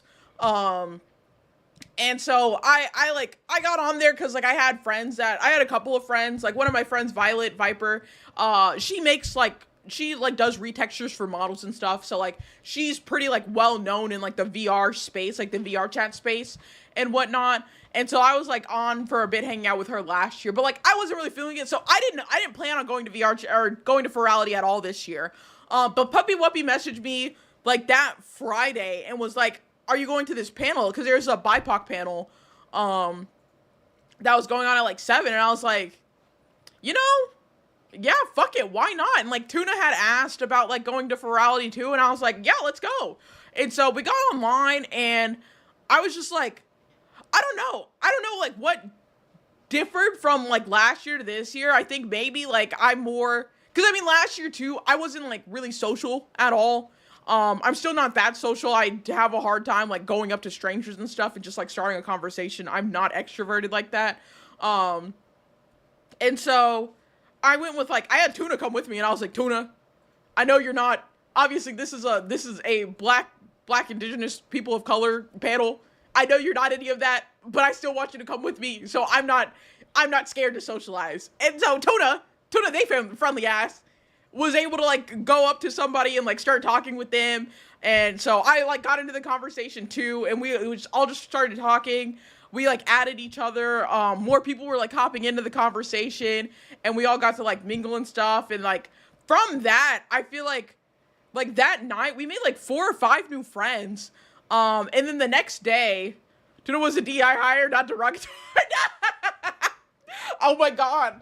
The next day, like I got online again, and like I had seen some people, like Violet was online again, and so like I went and like hung out with her for a little bit. I went to like instance that she was in, and it was an amphibian meetup. And so like a lot of people have like these really cool like models of like furry models of like different like amphibian characters. Like some had like frogs or like salamanders and stuff like that. And like I didn't have a really cool model, but what I did have was this little like frog in a car model that was like 2D pixelated. So I came into the room with that and went up to Violet, and like from like me doing that, she thought it was so funny, and so like she cloned my avatar so like she could be the same model, and then like half the room was cloning the avatar, so we were all just like running around as these little frogs in carts. She pulled up to the function drip. It was the opposite, but I converted everybody to my drip, and so we were just going around like the little room in these little froggy go-kart things. I have a picture. I have a picture of it. Hold on. I can find this. I did that once with Hoochie Daddy. You did do that with the Hoochie Daddy shorts. I did the equivalent in VR chat. Let me go to my pictures. Oh, did I take a photo, or did I just? I think Violet actually took the photo and sent it to me. Hold on. Yes. Hold on. Let me save image. Let me save this in my VR chat folder just so like I have it there. I found it. Let me go pictures, VR chat. Here we go. Oh, it would be nice if the picture was like resized properly. Here is the photo of what 1, 2, 3, 4, 5, 6, 7, 8, 9, 10, 11, 12 people that all got into this little frog in a car, in a little go-kart. Oh my god. And like we were just all running around the room with that. Yes, Monty, this avatar took over the amphibian meat of Furality. And so I made more friends off of that. There was the dealer's den in Furality is actually really sick. I might try actually streaming. Coda! Thank you for the stick bug. I might try streaming VR chat tomorrow because I would love to show y'all like what they did this year. I think this year's Furality was phenomenal. They did such a good job on like the visuals, like the worlds that they made for it. I will say, I'm gonna go ahead and say this now. Furality, you do have to pay for Furality. It is a con that you have to buy a badge for, which like I've seen people that like don't really know about it, or like, why would you have to pay for a virtual con? Like it's all on VR chat. Why would you pay for that? The things that they do behind the scenes to make Furality happen is so worth that price. Cause you have, first of all, the con is going on for like 4 days straight. There's no like downtime. There's always somebody DJing in like the instances that have raves going on. You have meetups happening all the time. They create worlds specifically for this event. Like every Furality has a theme. And so all of the worlds that they create are themed, are in the theme of the event and are extravagant. And then like they work with VR chat itself. Like they work with the actual VR chat platform to put on this event, because quite literally this is the most, like, I'd say Furality is the time that VR chat has the most traffic. It had so much traffic that it fucking crashed on Saturday. Can I go in without anything? You can go into VR chat like just fine. The thing with VR chat is like there are plenty of like free models that like you can just put on. Most people don't have like a custom model or anything like that. They'll just have like free models and like walk around in those and just make friends like that. I'd imagine the pay covers like labor management. Yeah. Like the cost for the badge is 100% worth it. Oh, free models. Yeah. I recommend, and because VR chat itself crashed for like 6 hours on Saturday night, which I will say I was very upset about, because I had plans with friends Saturday night to like go like walk around in the dealers den and stuff like that, that like got canceled because it crashed for 6 hours. But outside of that, like I had such a good time. I made so many new friends. I ended up encountering people. Tier! 11 months of J, more likely than you think. Hi, Tier. Thank you for the sub. That Tier 2. Hi, new here. Welcome in, Alloy. Sorry you see my head like this right now. Outside of the like crash that happened on Saturday, it's so good. They have like panels that happen throughout the event too. So like there is one of the panels I went to was actually hosted by VFur, which is a group of furry VTubers that I'm trying to get into. I've applied and gotten rejected 4 times now, but they open up applications at the end of this month, and so I'm going to apply and hopefully get accepted and not get rejected for the 5th time. But they had their own panel like talking about like things where it was like a Q&A panel, so people could ask them about like streaming and stuff like that. Some people asked about like art, because there are some artists that are in VFur that were up there for the panel. There was like live music performances that happened. It was genuinely incredible. Like I was not expecting to have as like amazing of a time as I did and like make so many new friends. And like I was so shocked because people recognized me. Like multiple times people came up to me and were like, "Oh my God, I've seen you on TikTok. Like I love your stuff." Like at one point, somebody who was bigger than me, by the way, like they had more followers than I do, like came up to me and they were like absolutely just like fangirling. They're like, "I love your stuff. Like I watch all of your streams. I watch all of your videos on TikTok. Like I love seeing the things that you do. Like your stuff goes like so under the radar, but it is incredible." And like they were streaming at the time, so they were just shouting me out on their stream, and I'm like, "Oh my God." I'm not like huge in the VR scene. Like I have my 3D models, but I mainly stream like on Twitch. And I feel like a lot of like VR chat stuff and like chat streamers, a lot of them stream on TikTok. So I was genuinely shocked that like people were recognizing me and like saying that they liked my stuff and whatnot.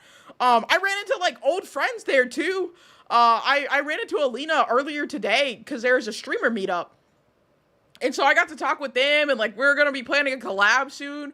But Furality was just absolutely incredible, and I feel like I plan on going next year for sure. I might even host a panel at Furality next year, because it was just such a good time. So anybody and the other thing about that is like about Furality and like VR chat, you don't even have to have a VR headset. Like VR chat is free. There is a desktop mode. You don't have to have a headset for it. If you have a Steam Deck, you can play VR chat on that. You don't have to like have all of these fancy things. It's pretty like open. And I think this year for Furality, they made the dealers den public, so you don't even need a ticket for it. I'm not sure on that. I feel like I heard about that, but I'm not 100% sure on that. So like anybody can go check out the dealers den and like see all the people there, like the booths and whatnot, and like people advertising like their commissions and things like that. It's just phenomenal. But anyways, I digress. We are an hour. Okay, we're only an hour 30 in. There might be a chance. Now that I've gotten through all of the fun stuff, I've talked about DreamCon, I've talked about Furality, it's time for what everybody's been waiting for. We have so much drama to cover. We have so much drama to cover. I can't believe how much has happened over the span of this time. Yes, yes, we're getting into the drama. It's the moment we've all been waiting for. All right, we are starting out though. Hold on. I'm gonna run ads real quick because I want to go refill my water. And then. They not like us. They not like us. They not like us. Oh yeah. I just be dancing. They not like us. But oh my god, I need to stay hydrated. How am I supposed to deliver all this drama to you if I don't stay hydrated? Then how will you get the information, huh? I know you don't want to go find this shit out yourself. You just want to hear it relayed, which is what I'm here for. Drink your spit. There's no way. Okay, well, it's gonna be like a quick 1 minute 60 second ad. There we go. I don't even feel like going to my BRB screen. Oh my god, is it gonna start? Yeah. 6-second ad break. Ooh.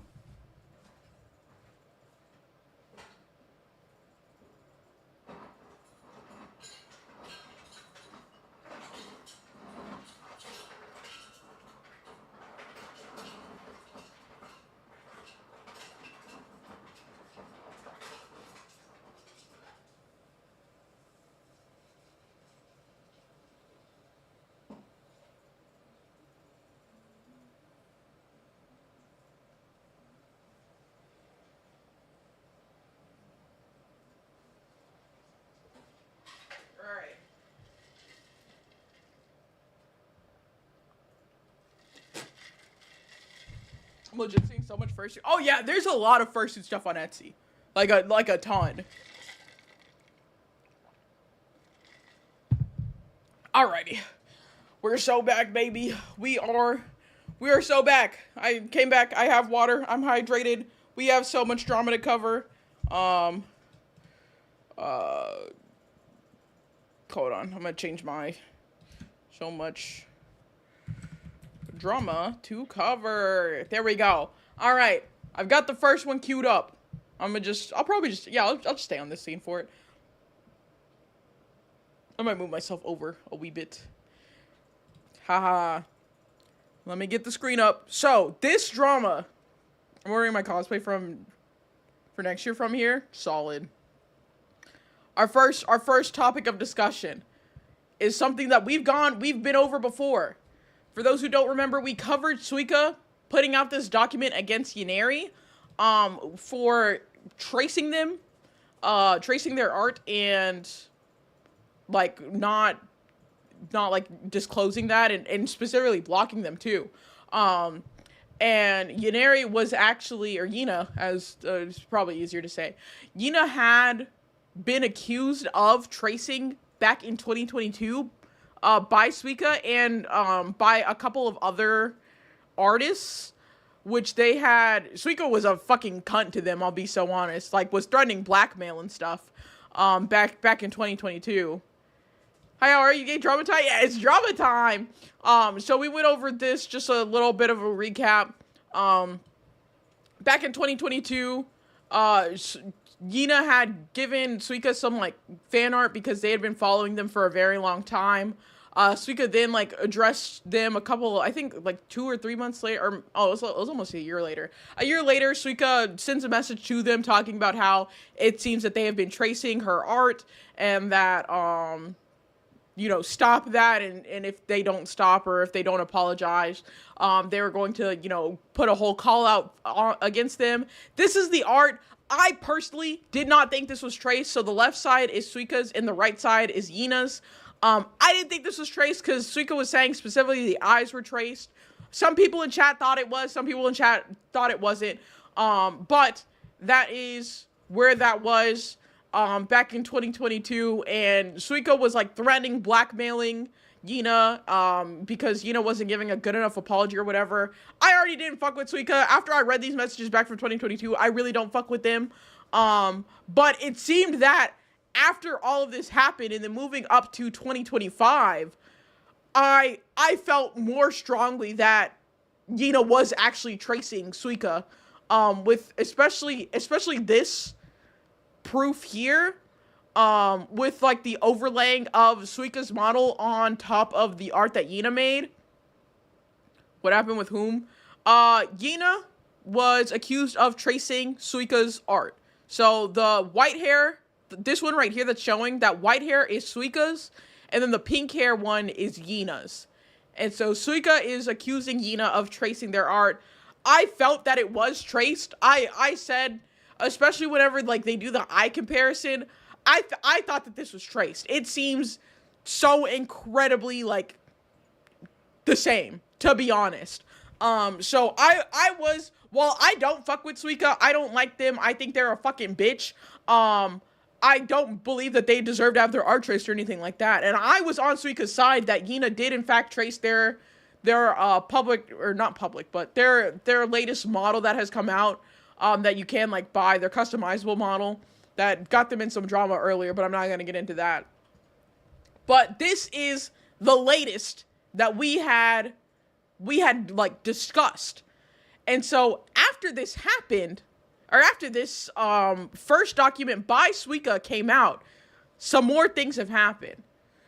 We do have one person who, in response to this document, tweeted out, Suika, you can't falsely come after Yina for tracing and copying when the style you claim as your own is a one-to-one replica of a different artist. Manipulating your entire community of 100,000 followers to give Yina a bad reputation is mean girl behavior. Yes. Oh, stick bug.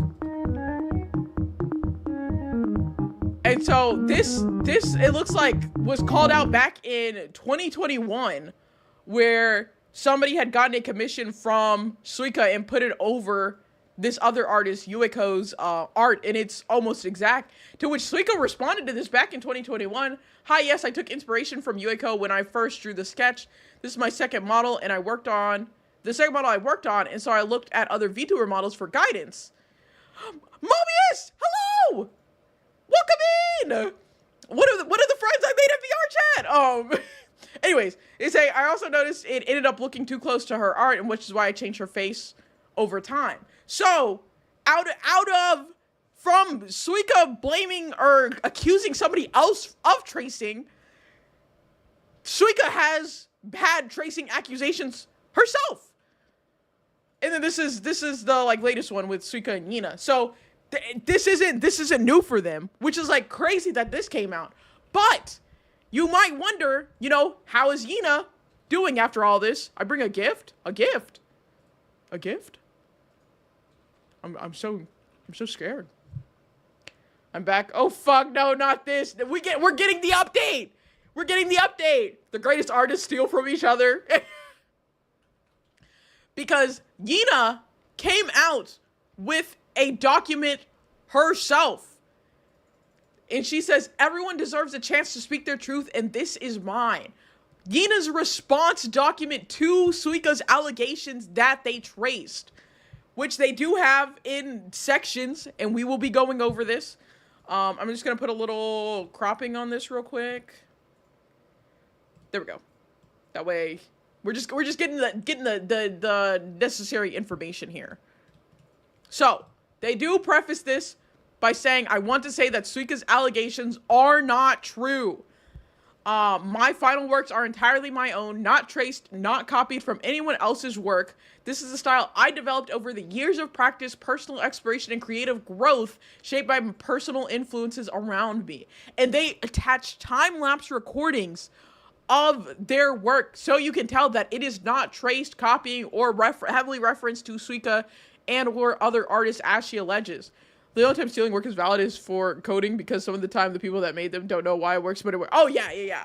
When it comes to coding, you absolutely you reuse. We reuse there. So Yina says, I only ask that people look at both sides of the situation with an open mind, avoid making assumptions and jumping to a conclusion based on one perspective.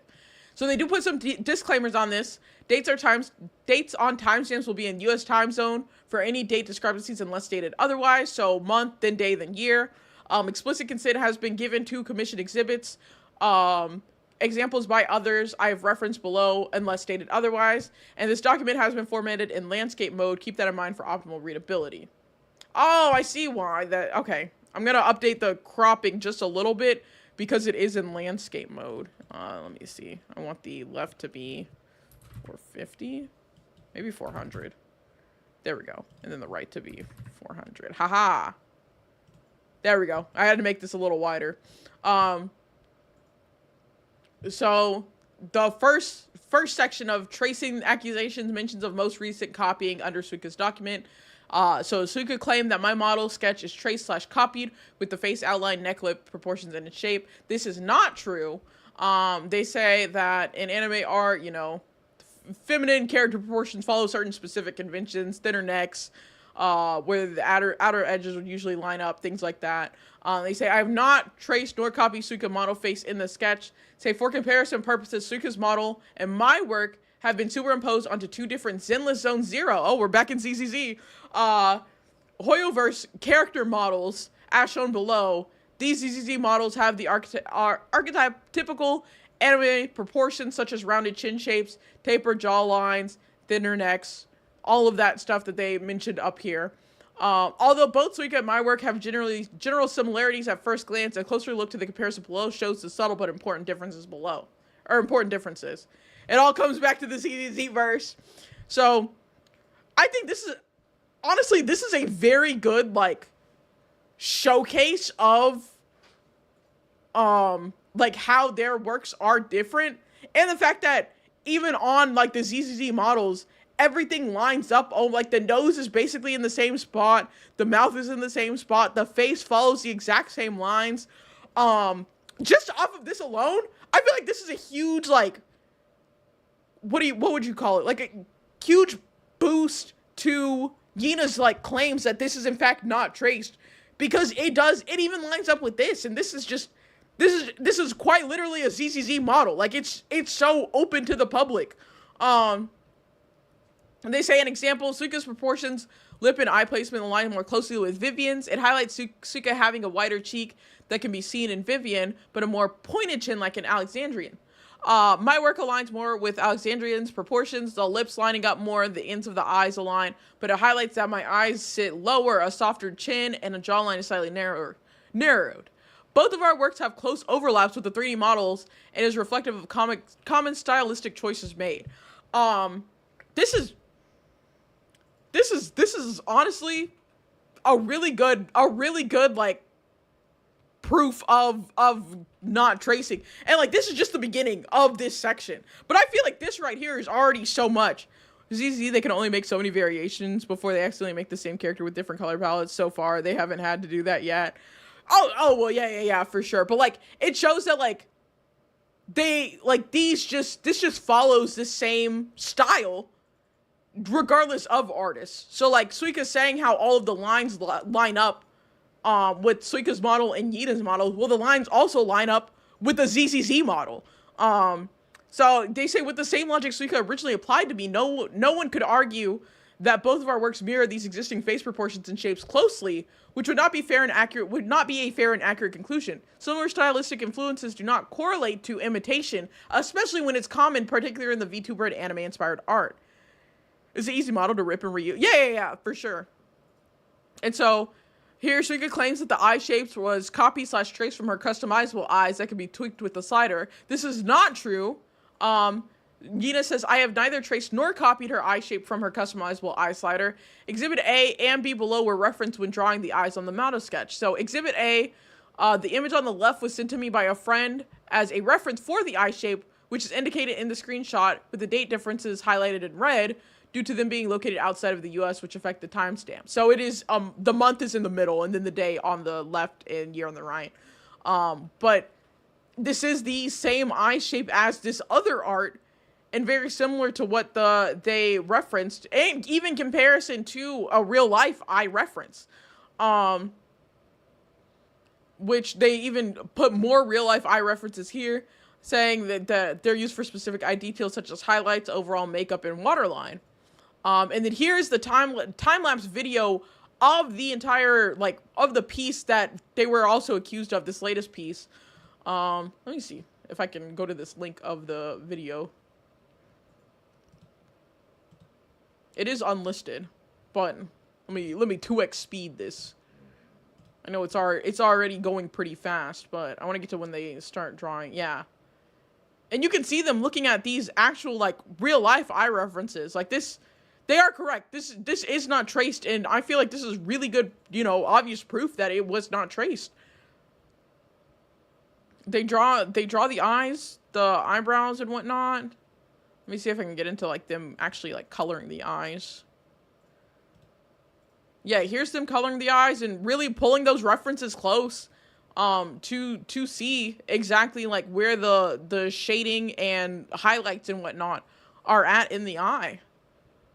Showing their whole process in that, but I for sure would say this is not trace. I guess something I want to. You're so fine. You're so fine. Thank you so much. Even for the thought of that. So that is Eden drawing that model, or that art. Draculaura from Monster High. And so here's the side-by-side comparison of the work that was accused of copying / tracing, and the results from the timelines below. This is superimposed image of my work that was accused of tracing. So the superimposed image of the model sketch being accused of tracing and the model sketch from the time lapse aligns closely together for the general proportions, placements of the features and eyes. This reaffirms the point that my sketch in question was created wholly from my own process of using real-life references, not copied or traced as alleged. And so Gina goes through to highlight three key points. The claim of copying / tracing. So point 1, Suika's own work matching the ZZZ 3D models. The dangerous precedent this sets for the future of the VTubing art community, which Suika claims the eyes I have drawn were traced / copied. A screenshot below taken from her document, she states the eyes are similar once her customizable model eyes are tweaked with the sliders to fit my work. This allegation put forth against me highlights a potentially dangerous issue at hand within the VTubing art community and its future. As mentioned in the sections, VTuber models are designed for symmetrical front-facing views, which is true. I have seen more... oh, excuse me. I have seen more... I wouldn't say more, but I have seen models that aren't front-facing, like symmetrical. I know a bigger VTuber, Vienna, debuted a model that was like kind of like 3/4 facing, which is pretty neat. And I'd love to see more of that. But I mean, it makes sense to have, with the way models are made, like having to draw on each layer and whatnot, it makes sense that using like the symmetry tool to like kind of get through that faster than having to like draw each side is why it is the way it is. But anyways, but she says, this leaves little to no room for variation in proportions and face shapes before they start to naturally overlap due to these limitations. It opens the floor for more artists to be accused of tracing simply because proportions or facial features appear similar or line up, especially where customizable models are more rampant than other. With adjustments to customizable sliders, it's possible for anyone to manipulate a customizable model to align to another artist's work and use that as evidence to support the idea of tracing / copying. If similarities in eye shapes, facial features, and proportions is enough to warrant accusation, it sets a precedent going forward that artists will be subjected to the same scrutiny for drawing things in a certain way. There will be nothing to prevent this from happening again in the foreseeable future, which is a very valid point that Yina brings up with this. Because, like, you could take any customizable model, and how Suika adjusted the eyes, you could adjust different proportions and just go and accuse somebody else of tracing you. And because Suika has a huge following, Suika has over 100,000, 111,000.1k followers, and had basically their whole audience go after Yina, who only has 2,000 followers. That's so hard to fight. And especially because it took Yina some time to make this doc. When Suika's came out May 25th, Yina didn't come out with a response until June 2nd. So in that time, they're getting piled on by Suika's audience, getting accused of tracing and whatnot when they didn't. And I mean, I even said, I was like, this looks like tracing. So for anybody to be able to do that with a customizable model in the future is very dangerous. They are absolutely correct on that. And then the public implication of wrongdoing. Suika made a public post directly naming me and suggesting that I had been copying, tracing, and heavily referencing. The use of image overlays to highlight similarities in eye shapes and facial proportions strongly implies tracing. Even if the claim wasn't stated outright, it can be easily interpreted by the public as tracing, which, I mean, yeah, quite literally everybody interpreted it as that. While the document was later edited to clarify her intent, the initial presentation of it carries weight and planted a seed of doubt. Oh my god, hello! Welcome in, Katana! How are we doing tonight? Pretty good. I just got done covering DreamCon and Furality recaps, and now we got some drama we're revisiting because there's more information out now, which I was actually incorrect about because I thought Yino was tracing Suika's models, and it does not. It appears that they were not, in fact, doing that. But welcome in. How are you? I heard ZZZ. Yes, they listen. They bring up ZZZ a lot. Because it has the same proportions for like the style that they have like with their art. Where was I at in this? One that shaped the public perception of me and my works. Regardless of the follow-up edits and tweets, the suggestion was already planted and the impact was felt immediately. Once an allegation with serious implications is made publicly, going back to edit the document for follow-ups does little to undo the damage or any harm already caused, which is correct.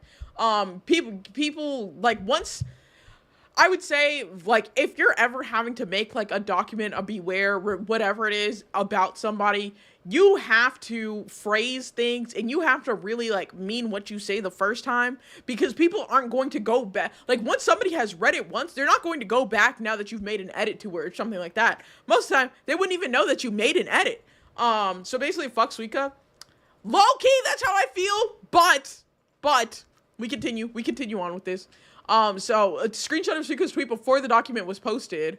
It says, "I'm so tired of staying silent. It's great having so many followers here, but that means I'm not allowed to call out people who wronged me if they are smaller than me, because it would start a witch hunt. And seeing well-known VTubers commission and praise them for straight up copying and low-key tracing my work is an additional slap in the face." And then they talk about how they DM'd them 3 years ago. And they say, "I also clearly said multiple times there's heavy referencing and copying involved. By no means did I claim that every single time or every single thing Nina drew is traced off me.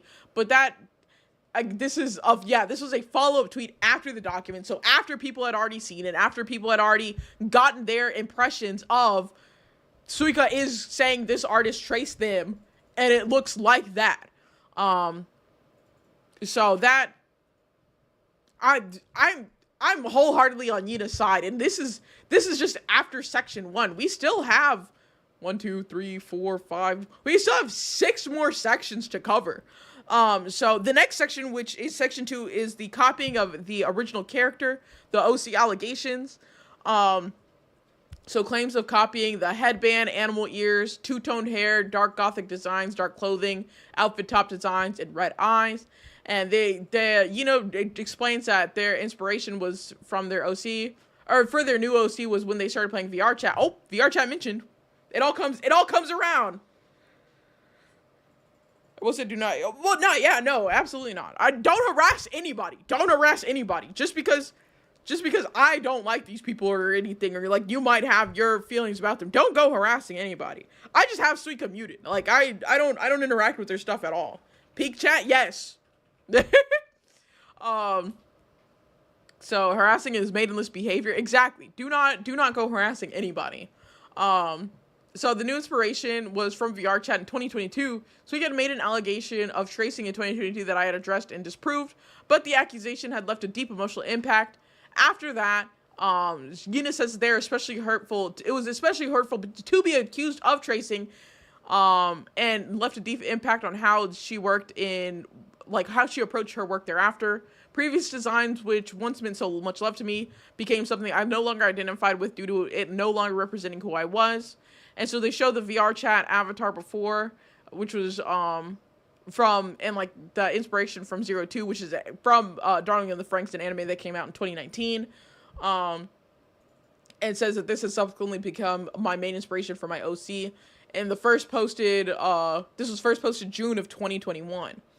And so Yina continues saying, while spending time in VR chat and exploring avatars, I found a space that allowed me to start fresh and slowly rebuild what a creativity felt like for me. This is when I got the idea for my OC and design started to form.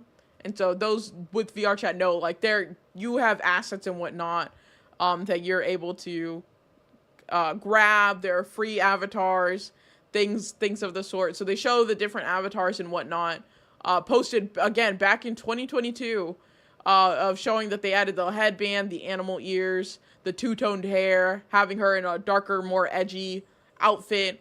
And this was February and April of 2022. And Suika's first design with the headband was made public at the end of March of 2022. So before that, in February, Yina already had this headband that they were using on this model.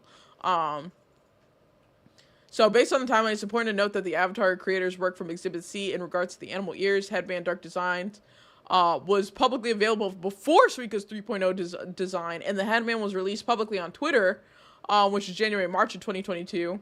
And so it says, I'm now being accused of copying Suika's design when similar concepts have existed in public spaces before her design was created. And she shows that this wasn't posted. Her first 3.0 design post was in 2022 when Suika had already been like looking at these things. So this is more just examples of having the darker aesthetic with their model. Conversations again with like showing, just honestly having a ass ton of proof that like she did not copy Suika at all. She was already very much interested in these things. Yeah, Suika claims that her dark clothing and top design was copied. It's untrue. You can see up here in the other exhibits that this was already something in the works. This was already planned. And then with the assistance of a friend who referenced elements from Mo Flavor's lingerie for the design, shows that. I've seen a model similar to that, but it was a different person and model. Yeah, because a lot of these, like, they're very popular, like, aesthetics in outfits. And, like, especially in VR chat, you'll see people with the same outfits plenty of times because people create and sell these outfits publicly. So anybody can buy it and throw it on their model, for sure. And so these are more screenshots from 2022 of, like, the whole design process, mood boards that they have for it, different like styles that they were trying, different color combinations, showing more inspirations on the mood board, talking about referencing a 2019 anime, My Dress Up Darling. They have like close-ups of the different outfits that they designed and whatnot, which, damn, I did not do nearly as much hard work in it as they did whenever I came up with my models. I literally just like, I just made this bitch in one go. I put it on the paper and I was like, yeah, I'm fucking with this. And then went with it, absolutely rode with it. But no, they're trying out all different types of outfits, types of hairstyles, different combinations for the hairstyles, if they wanted it short, if they wanted it long, different bangs. The entire mood board here, showing especially like specific things with like the bat charms, the necklace, the poofy dress, like the gothic aesthetic. I don't know if I can show that on Twitch. Twitch, you didn't see nothing. Y'all didn't see ass. What? Hey, send me that. No. DM me, nigga. Oh my god! If I remember, if you remind me, it was drawn cheeks. It wasn't even. Yeah, it wasn't actual ass. Let me know when they start popping some real ass. I have a VTuber idea, but my idea would be too expensive. Wait, what is it? I'm curious. Also, an ad break is coming in about 3 minutes and 30 seconds, just to warn y'all. So here are more DMs discussing the character's personality, backstory, abilities, everything. They really got into it. That'll probably be me with wanting an option. Yeah, that's fair. No, I completely understand it. Oh yeah, the Suika had claimed that I copied her red eye design, which she says she didn't. She got the inspiration from characters from Honkai Star Rail, an anime character from Oshinoko. Oh, that's me! Thank you for the sub! Oh my goodness! Said no ads! I want to know the drama! I want to see more cheeks! And then claims of copying the same hand pose for the art piece, which they show the reference photo that they had, the original sketch that they had. I don't know if anyone else has the same idea. There's probably people with the same... Yeah. Come for the drama, stay for the cheeks. First time the design was revealed, the pose, screenshots from like the song that they were listening to, lyrics from the song that they put in the post, oh my god. And then this going into section 3 of copying of the eye specifically, because Suika does like harp on in her document about how Yina was copying the eyes, and they were so, proud of their eye style or whatever. So I'm not gonna lie, Yina came so prepared. I feel so bad for Yina that it took them so, like, obviously they had to go and, like, gather all of this evidence that they have for like creating this document, which is why it took them almost a week and a half to come out with a response to Suika's claims. But they are fully prepared with everything. So many receipts of showing how they've like been drawing over time with like dates time stamped here back in 2020, how they draw eyes and how their like eye style and like shape has evolved over time. DMs with like clients showing the eye design and like the how it evolves throughout the various stages of like refinement and adjustment. Even more receipts, more IRL examples and references that they used. And then Suika claims that every semi-realism VTuber model artist has similarities and is not trying to claim all semi-realistic art styles as hers, which I don't fully believe this one. I'm curious to see how Yina addresses this topic. Because Suika did post that, like, I also want to say that in no shape or form am I trying to claim all semi-realistic art styles. Every semi-realism VTuber has their own similarities, but also their own twists. But there is a point where the amount of similarities, things that line up, history of copying paints a bigger picture. Sorry, Simon, you're so fine. You're so fine. Which Yina says that I have long since avoided using VTuber model artists as a main reference source for my style, circa 2022 allegations onwards. Manhwa art styles, real life references with that specific type of makeup is like what they use instead. Again, I forgot to tell you all the real important news. IRL, Risky is a fucking baddie. Oh my god, it's just in time for the ad break. Babe, what the fuck? That is so funny. Oh my god. Oh my god. I don't even think Risky is in chat right now, which honestly kind of makes this funnier. Risky is a baddie, though. Risky is a baddie. That's my mod. My mod is a baddie. Oh, it's only a 2-minute ad break because I ran a minute ad break earlier. That's nice. I will wait for the ads to end before I keep at it. She said tea. Oh my god. You know, babe, I also love that you basically always spell everybody's name wrong. But like I feel like that's just like you though. Like that's like special for you. And like everybody obviously breezes past it. Like it's not a problem or anything. We all know who you're talking about. But I love that, like that's like a reoccurring thing. Still looking at these suits? Listen, there's a lot to look at on Etsy. I understand. Damn. Yina is really... I saw names based on vibes and power level. Nothing silly like grammar. Oh my god. Oh, what are we having for dinner, by the way? I'm not gonna lie, I feel like we should use that whiskey glaze, but maybe we also save that for tomorrow. I don't know, homie. I've been running around all day working on projects. I haven't thought about dinner yet. That's fair. 5 names, like vibe coffee. Oh, yeah, yeah!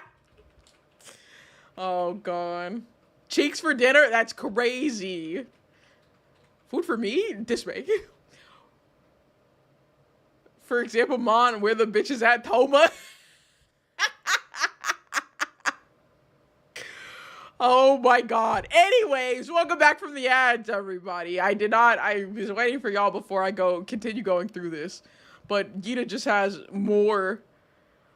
I keep getting ads for ED cream, and I don't know how to feel. Huh?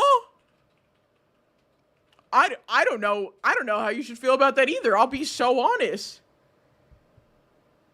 If I get one more Blue Chew ad, I'm gonna scream. I don't know why they're advertising that to you, babe. You do not need it. But here's more reference Even more reference. They just, Yina was ready with receipts so heavily. Seems because I keep getting them pop up like 4 different products. Hey, fucking yeah! Don't worry about it. Don't worry about it. Like I said, Twitch will ban VTubers for showing hips, but allow ads for each. Yeah. I'm gonna take a Blue Chew, a honey pack, and start cutting. Shut the fuck up, babe. Oh my god. I'm going to ban you. Anyways, back to the document. Section 4 is addressing the 2022 allegations of tracing and copying. There was, like, in Suika's document, they did bring up a second artist that was, like, being copied with this chibi model, which I also thought it was traced.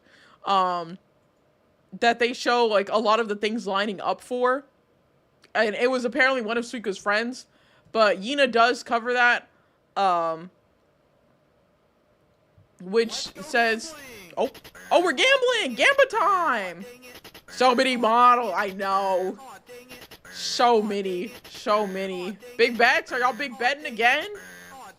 In her document, Suika states that she does not know the owner of the chibi model that Yina made. The way it could be interpreted is the model was created for a client and sold per profit. The model in question was a part of a personal study. That's, I got that idea from the, like, I don't know if other people who read the document were, like, understanding, like, closely, but Yina did say that, like, the model, that chibi model was a practice. Like, they did not sell that model. It was not for profit or commercial. Which I thought, like, I noticed that and I was like, that's weird that you would, like, post about this anyways. Want 30k points for free? Yeah, they even say there was no intention for it to be sold other than for practice in the document, but I don't know if people read that closely about it. Also, hi Big Chungus, how's it going? Which they say, I've always been transparent when the concerns were brought up about the piece that was heavily inspired, as many artists do when studying styles they admire. The intention was to practice and learn, which I will say, even in this document, you do have to, like, adjust things to make it all line up. So, like, you'll see the head lines up, but if you shrink the head, then, like, the arms will line up more, but, like, not even the arms, just the dress lines up, but the arms don't line up. But if you expand it, then the dress lines up and the legs line up. So I feel like this one was really a reach, especially back in 2020. God, the 30k points, good God. And again, it was for study. It wasn't for commercial, which is, that's the issue at hand with, like, tracing allegations, is always that you are selling somebody else's art. But if you're just, like, it is okay to trace for practicing. That's, like, what it's there for. Watch it land tails. I've been alright. How about you? I've been great. I see y'all did more big bets, so I do have to bust out the desk cam again for this. Alright, I think desk camera actually, yeah, desk camera does go on top of this. Here we go. Alright, here's our coin. The head side. Tail side. Ring flex. Just gotta, every time we pull out the desk cam, we gotta ring flex, of course. Alright, it's heads again! Oh no, risky! I'm so sorry. Fat dub for John. Oh my God. Ring. Okay. Heads will be awarded 38,748 channel points, split amongst those who bet heads. There we go. Oh, I hit the wrong one. I need to hit the desk camera. Where did that go? To John and 4 others. Oh, I got more points. I'm so sorry, Risky. I really am. Oh, man. Oh, so I like 12x for my bet. These are drawn in a special program. I don't think it like a special program necessarily. I think they just use, like, probably like Clip Studio Paint or Photoshop or I think I don't think the program is specific here. But they say shows model works that were allegedly traced. And again, saying that they did not trace it. Claims that my previous two models, blonde model and the outfit for my pink model, was copied, which is not. Put 2K and got 11K. Golly. BB for the lurk. Thank you for the lurk, Kobe. So they show more references for that model and inspiration for it, and that you could toggle the cardigan. You bitch, Montoma. I'm gonna remember this. I'll remember this. The truth is off. Next StreamCon, I'm beating your ass, and it will be recorded. What the? Anyways. Similarities pointed out by Suka in the blonde model, which the bangs, which like I felt like the similarities they pointed out between these two models were a stretch whenever I was covering Suika's model the first time, or Suika's document the first time. But yeah, no, not like that. I'm fighting. Physical violence is what's going to befall Montoma. But like, I didn't even really see like. I didn't see these two models as tracing. This neck cuff is a pretty common thing. The hairstyles were drastically different in my mind. But this was brought up. You look like a chihuahua right now. God fucking damn it. They show the unicorn themed character they first created in May of 2024 and then updated in 2025. And then show a similar character to Hollow Live corporate VTuber revealed and debuted in 2021, and she has the same thing that's going on here. Suika's a petty bitch. Sorry, that is rude of me. Honestly, I feel that way towards Suika. Again, that's just my personal feelings about it. Y'all definitely don't go harass people again. Don't do that. Y'all can come to y'all's own conclusions about how you feel towards Suika. I'll give them this. They're a talented artist. I don't fuck with them. They've time and time again shown very like problematic and troublesome behavior that I don't fuck with. But again, Yina shows so much evidence against all of the things that they've been accused of by Suika. I don't care who they are. Suika became really popular because she came out with this customizable model that, like, it's honestly so many VTubers use. Let me see if I can go to the customizable model. Live 2D shop. Oh my god. Oh, Twitch, don't get mad at me for that, please. Yeah, this, which almost has 5,000 sales. Yeah, so many people use this model, and like I don't hate anybody using the model. It's a really pretty model. It has a lot of yeah, calm down. Don't let Twitch know that that's shown. Good God. It has a lot of variation to it. You can style it plenty of different ways. I'm friends with a lot of people that use this model. I have no problem with people using the model. I never liked Suika. I'm not in tune with the VTuber scene, but everything I've seen from her has been petty and self-victimizing, but maybe that should... No! That's how I feel, too! That's exactly how I feel! No, we are locked in on that, Michi. We are locked in on that. That's how I feel about Suika as well. And especially, the thing that did it for me, because I didn't know about Suika until this customizable VTuber model came out, and just to, like, give a little bit of background, when this model came out, for those who aren't aware and, like, we're not in the VTuber scene, there was what was brought up as criticisms towards Suika about the model not having like any like black hairstyles or like curly hair at all, like any POC hairstyles. To which Suika had said that, you know, she's never been able to like learn to draw black hairstyles because she mainly all her art is like commissions and people aren't commissioning her for that, which I did put out a tweet. I was like, if people don't commission you for like different hairstyles and things like that, there's a fucking reason for it. It's because you've never shown that you can do it. Maybe put that in your portfolio, put something like that in your portfolio, and you would get people commissioning you for that. But anyways, I digress on that. It was phrased from her as people were dogpiling her for not putting any POC styles in it. What it actually was, which I found out later, was Suika said there was going to be curly hairstyles, and then whenever it came out, there wasn't any, and somebody asked about it, and it all just went downhill from there. One thing with the white monkey VTuber with the locks that used her models, like nobody came after her, and she was acting like she was being visually. Yes.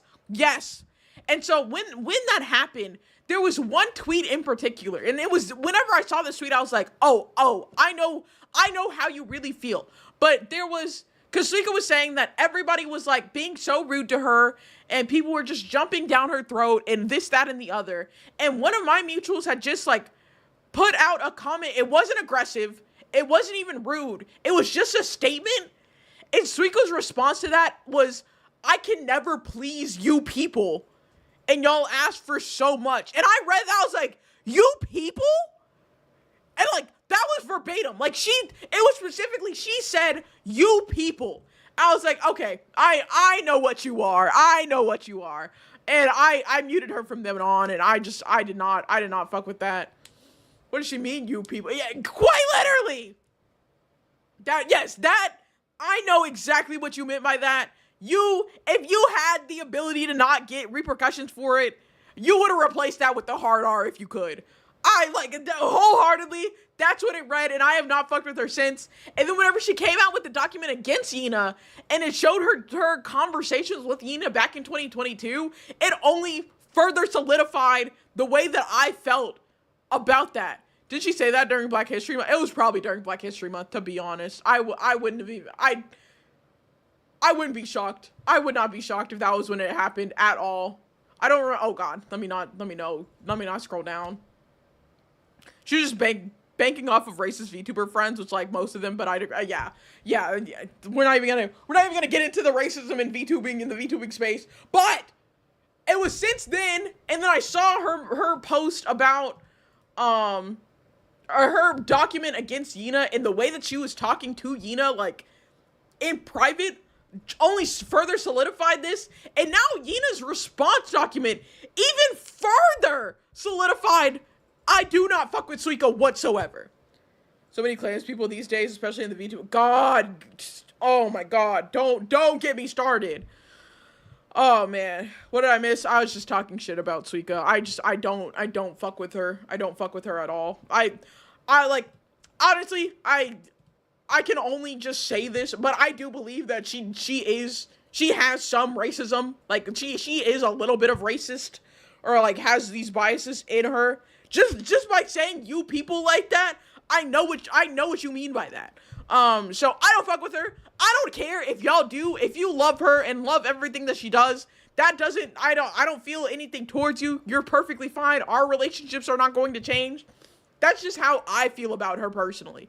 But anyways, we get into section 5, which is fallacies and arguments.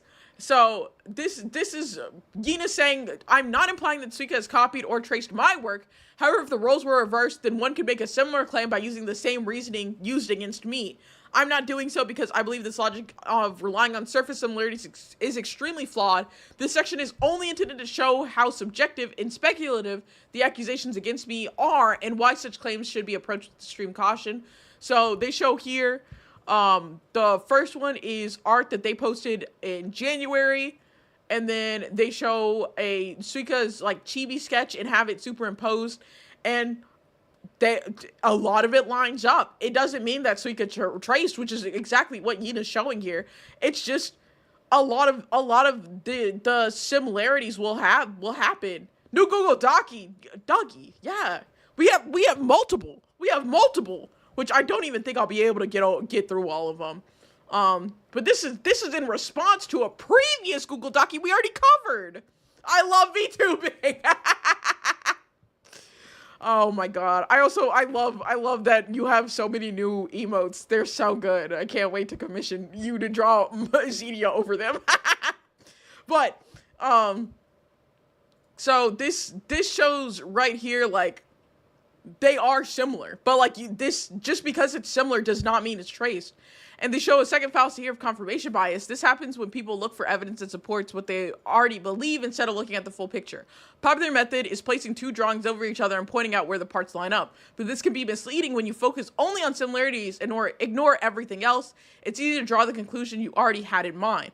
In this example, I adjusted the size of Suika's post-colored chibi to match my own in the face shape the same way that was done to mine. With enough tweaking, anyone can make two images appear similar, but using that to prove copying doesn't take into account the coincidences, style overlaps, trends, and natural similarities between artists. This is why I believe this kind of approach is misleading, which, again, I'm wholeheartedly on Yina's side for this.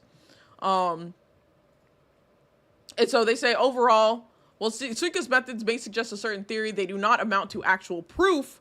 The way these claims are framed relies on logical fallacies and assumptions rather than concrete facts. As a result, the situation then becomes a matter of one's personal perspective against the other.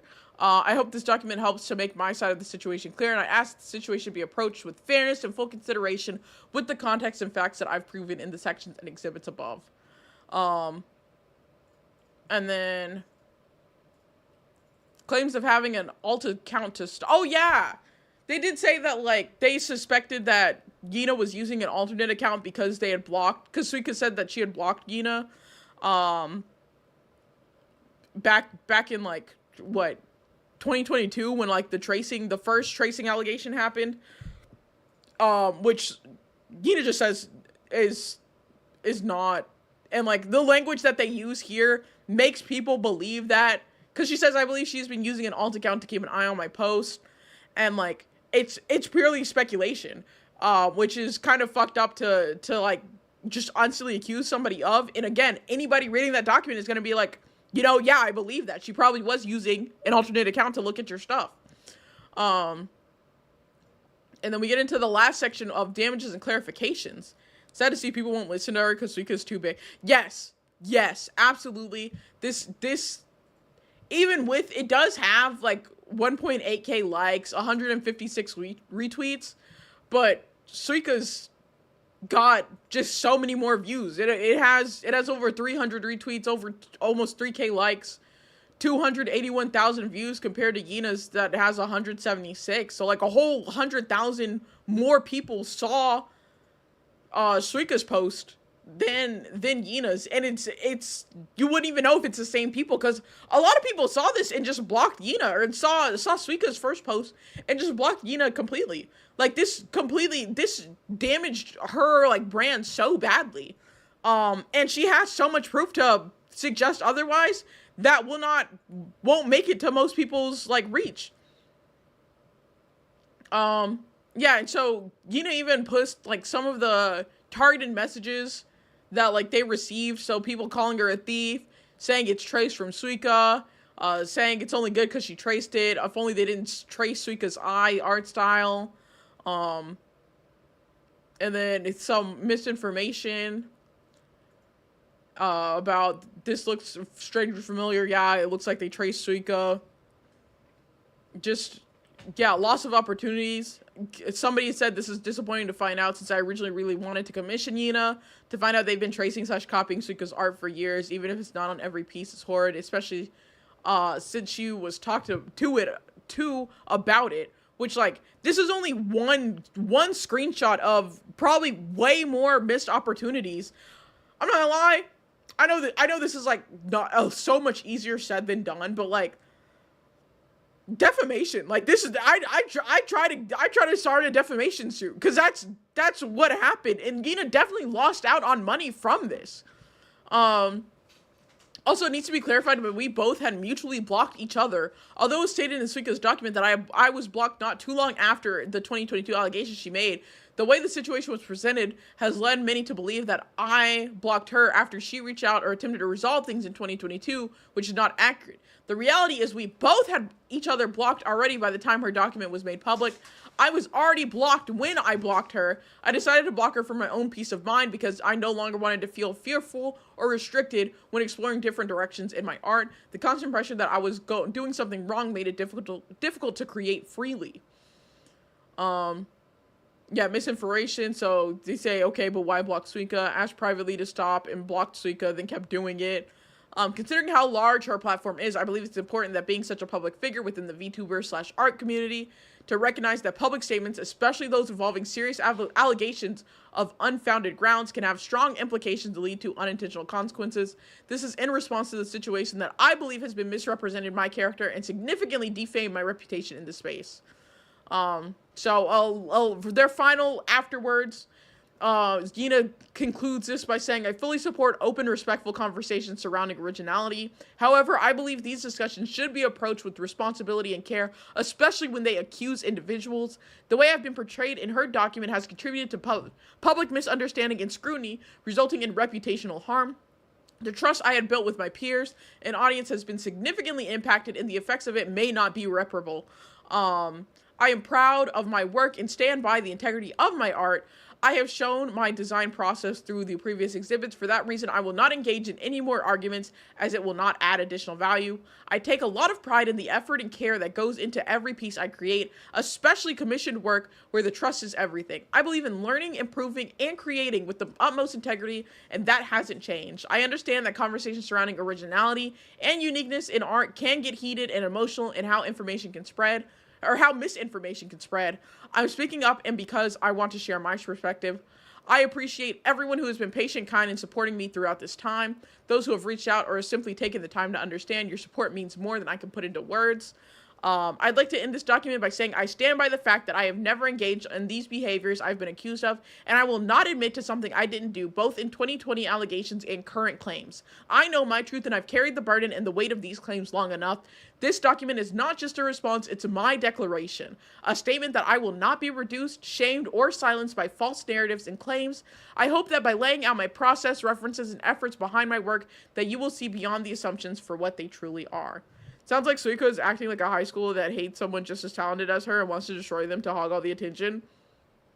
Yeah, that's a really good summary. That's a really good descriptor. I feel the same way.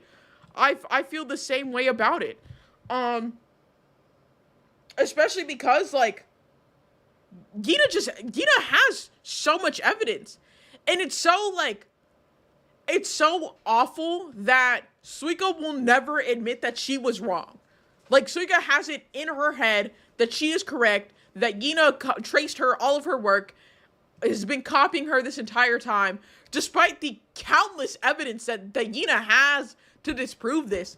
And, like, even with all of this evidence, it would be so powerful if Suika went on her page and, first of all, deleted this tweet. Because, this tweet is still up. It's still up. People will still see this. This can still be shared.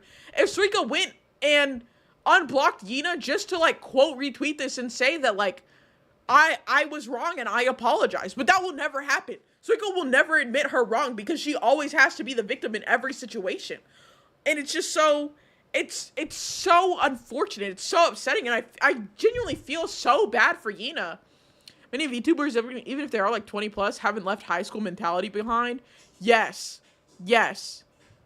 Gina? Oh, yeah. Gina. Gina. There you go. Yeah, no, absolutely. I wholeheartedly believe that, like, Gina would have a good defamation case because she has so much evidence to support that she did not trace or, like, copy Suika. She shows the, real references that she used, and she has proof that she has been affected monetarily by Suika's claims. Blocked her ass. She can't take any more criticism. She pissed me off. Grown-ass woman acting like a child. Holy.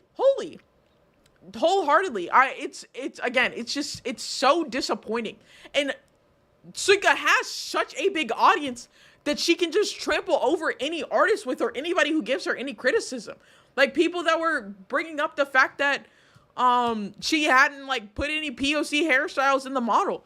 Her white knights were sending death threats to, like, black VTubers who, like, made any type of comment on the situation. I made a comment, like, not even a, like, comment directly at Gina, or not at Gina. I made a comment not even directly at Suika, but, like, using Suika's words because, like, I know several artists in that position that feel the same way. And her white knights were on my ass. Apparently, I ended up in some fucking YouTube video covering the whole shit. It's awful. Suika gets told to pay reparations and apologize to Yina. That would be interesting to see. Oh, yeah. No, Suika's not gonna change, and like that's why I have her muted. I don't have her blocked, because if I had her blocked, I wouldn't see things like these. But because like lo and behold, there's gonna be another situation where of course she's the victim in it, and she's gonna put out another statement or document or this, that, and the other because she can never do wrong. It's disgusting. It's disgusting. I don't fuck with her. I don't fuck with her at all.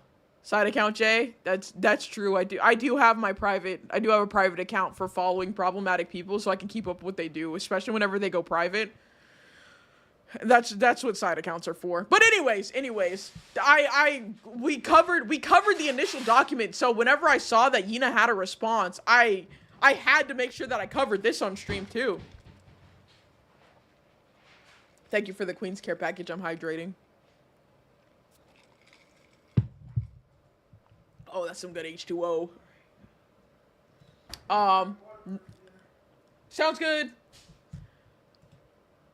The defamation court case would wake her up into realizing they aren't in high school no more. Yeah, but unfortunately, I doubt Yina probably has the funds to like take her to court to actually sue. That's like the awful thing about like legal battles is like, honestly, the legal battles are not won by who's right and who's wrong most of the time. They're just won by who has more money, which going into the whole corruption of like the U.S.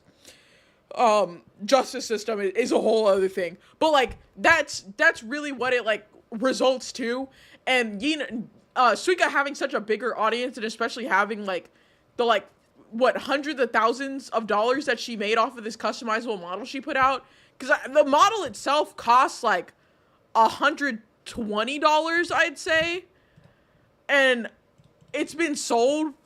It has 5,000 sales just on Ko-Fi, because it's also for sale on VGen. That's like $600,000 that the bitch has made off that model. So like Suika would have more money off of that. Subathon for Yina's court money. Yeah, like Suika's probably made $1 million off of that model. I'll be so honest. I'm not angry if people want to use her model, even if they could use POC hairs. It'd be impressive. Yeah, no, that's why like I have no problem if you like Suika's art, if you like the model. It is a gorgeous model. Like, it is, for most people, they're able to like get their dream VTuber off of that model. I don't have any problem with like the people using it. I don't have a problem with people commissioning Suika or buying things from her. She is a very talented artist. I personally just don't fuck with her. I think she's a bad person. But that covers the Suika drama that I wanted to, revisit, because we had discussed it, but had to go back and talk more about. Oh, I'm getting live fed drama right now. Taiki is sending me links to things, which I was going to ask. We're only what, 2.5 hours into stream? We could probably cover some more stuff. I'm gonna run a quick poll for what y'all want to cover next. Would y'all want to cover the coffee drama or the femboy drama? Which I will say, I haven't read over the femboy stuff yet. Okay, 2-minute poll is up. 2-minute poll is up right now. You can vote which one you want to cover. Let the femboys Gamma. So the coffee drama is between two VTuber coffee companies, and then the femboy drama, I don't really know that much about that one. It just dropped today, so like this shit is coming out about it like actively. So we can go over that one together, or we could go over the coffee one. That one also happened today. I think it started yesterday and we carried into today. I took some screenshots from that one because I feel like some of the tweets of that are gonna get deleted, but I do have them open right now. So it's whichever one y'all wanna, oh, y'all really want the femboy drama. Y'all, which coffee people? It is between Oshi Cafe and Itasha Coffee, I believe, are the like companies involved. How do you beef over coffee? Kai, I'll be so honest. These niggas are bored, I guess. I don't know. Also, how are you? Welcome in. I gotta give a shout out for Kai. I absolutely love their model. I love their streams whenever I'm able to catch them playing some Overwatch. Y'all go check out Kai. They are awesome. As a caffeine addicts, I'm running to Twitter to read coffee drama. Listen, I might be able to cover them both. It looks like we'll definitely be talking about the femboys first. But if we still have, cause like I stream for about 4 hours normally now. So as long as like we still have some time left, I don't know how long the femboy drama will take. And I will also say the femboy drama, I know more documents are coming out tomorrow for it.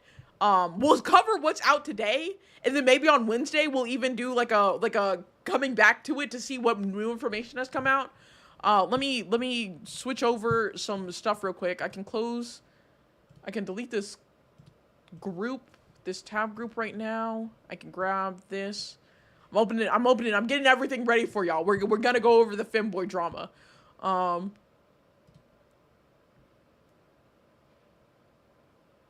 Oh, because a follow-up document has been created. Hold on.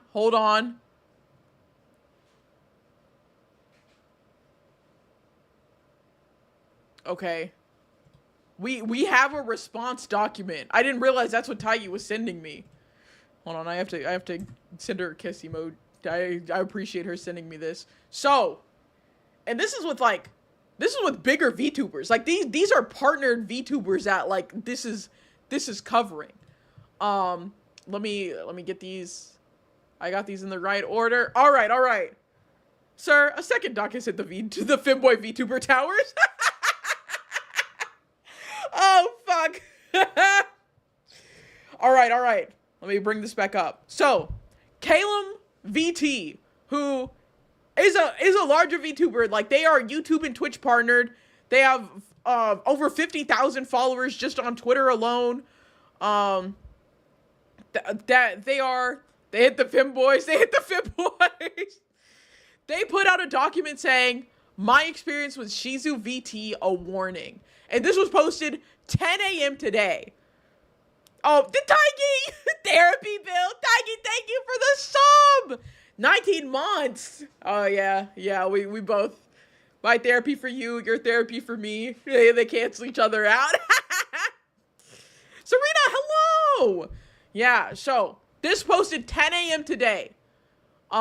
It's not too long of a document. It is only 10 pages, which I mean, the last document we just went over was like 50 plus pages, I think. So shorter document here, but TLDR, guilt tripping and patterns of manipulative behavior.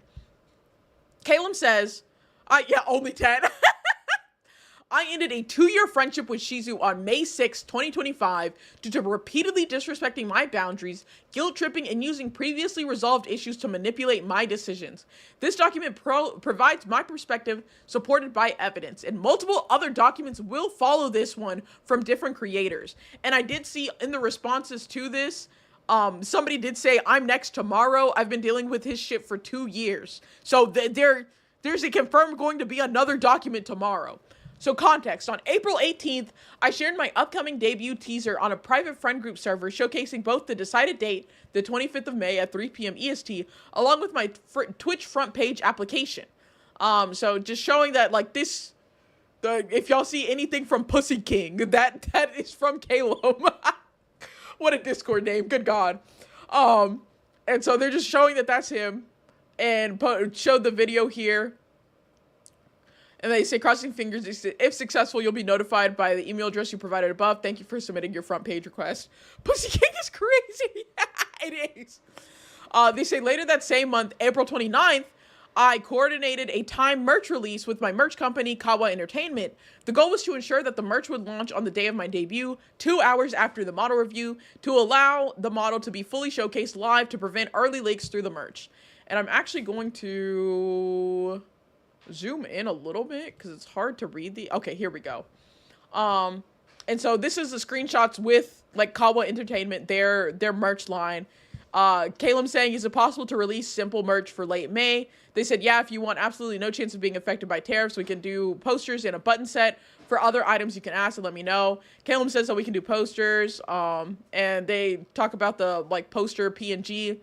The Kawa Entertainment is responding here saying, sure, once you know your debut time, you can message me a hammer time, which if y'all don't know, that's just like the Discord timestamp. So hammer time shows you, like, if you send that in Discord, it will show you the time in respect to your time zone, so you don't have to worry about putting a time zone on it.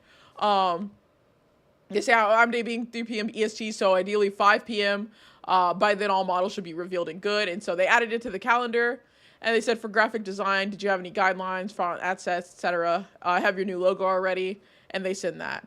Hammer time, MC Hammer. No.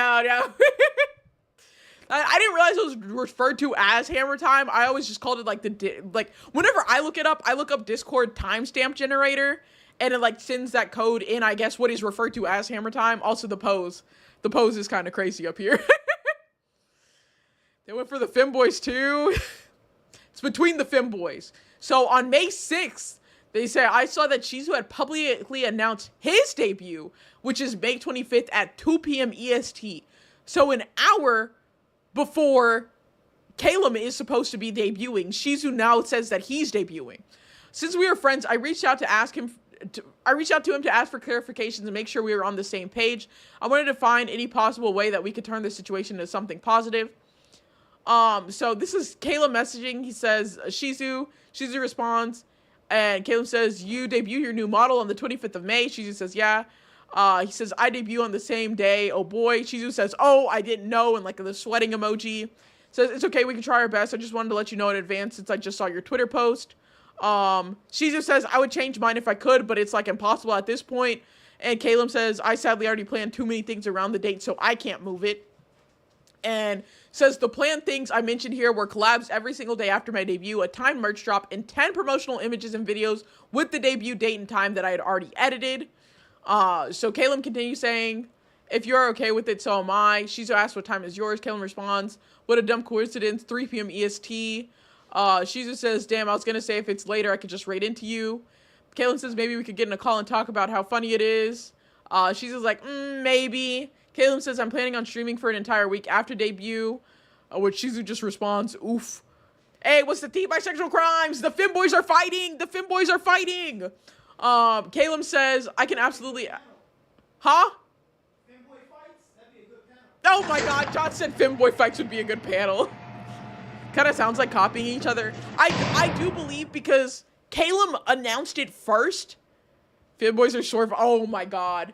Caleb announced it first and announced it in a Discord server with Shizu in it, and then Shizu announced it afterwards, is sus. It's very sus. Caleb says, I can absolutely advertise your stuff still. You are my friend, and I want you to succeed regardless. Shizu says, thanks, homie. It does suck we are both on the same day, though. Caleb just says, literally. Shizu said, I've been working on a tight schedule. My 1.0 debut is this month because I need to start pushing out new content as soon as I can. Caleb says, oh, same here. Shizu, they're just really talking about, Caleb says, I already have videos and pictures, like, already ready. They say the femboys are fighting, but Shizu said he left that category to be more of a twink. I don't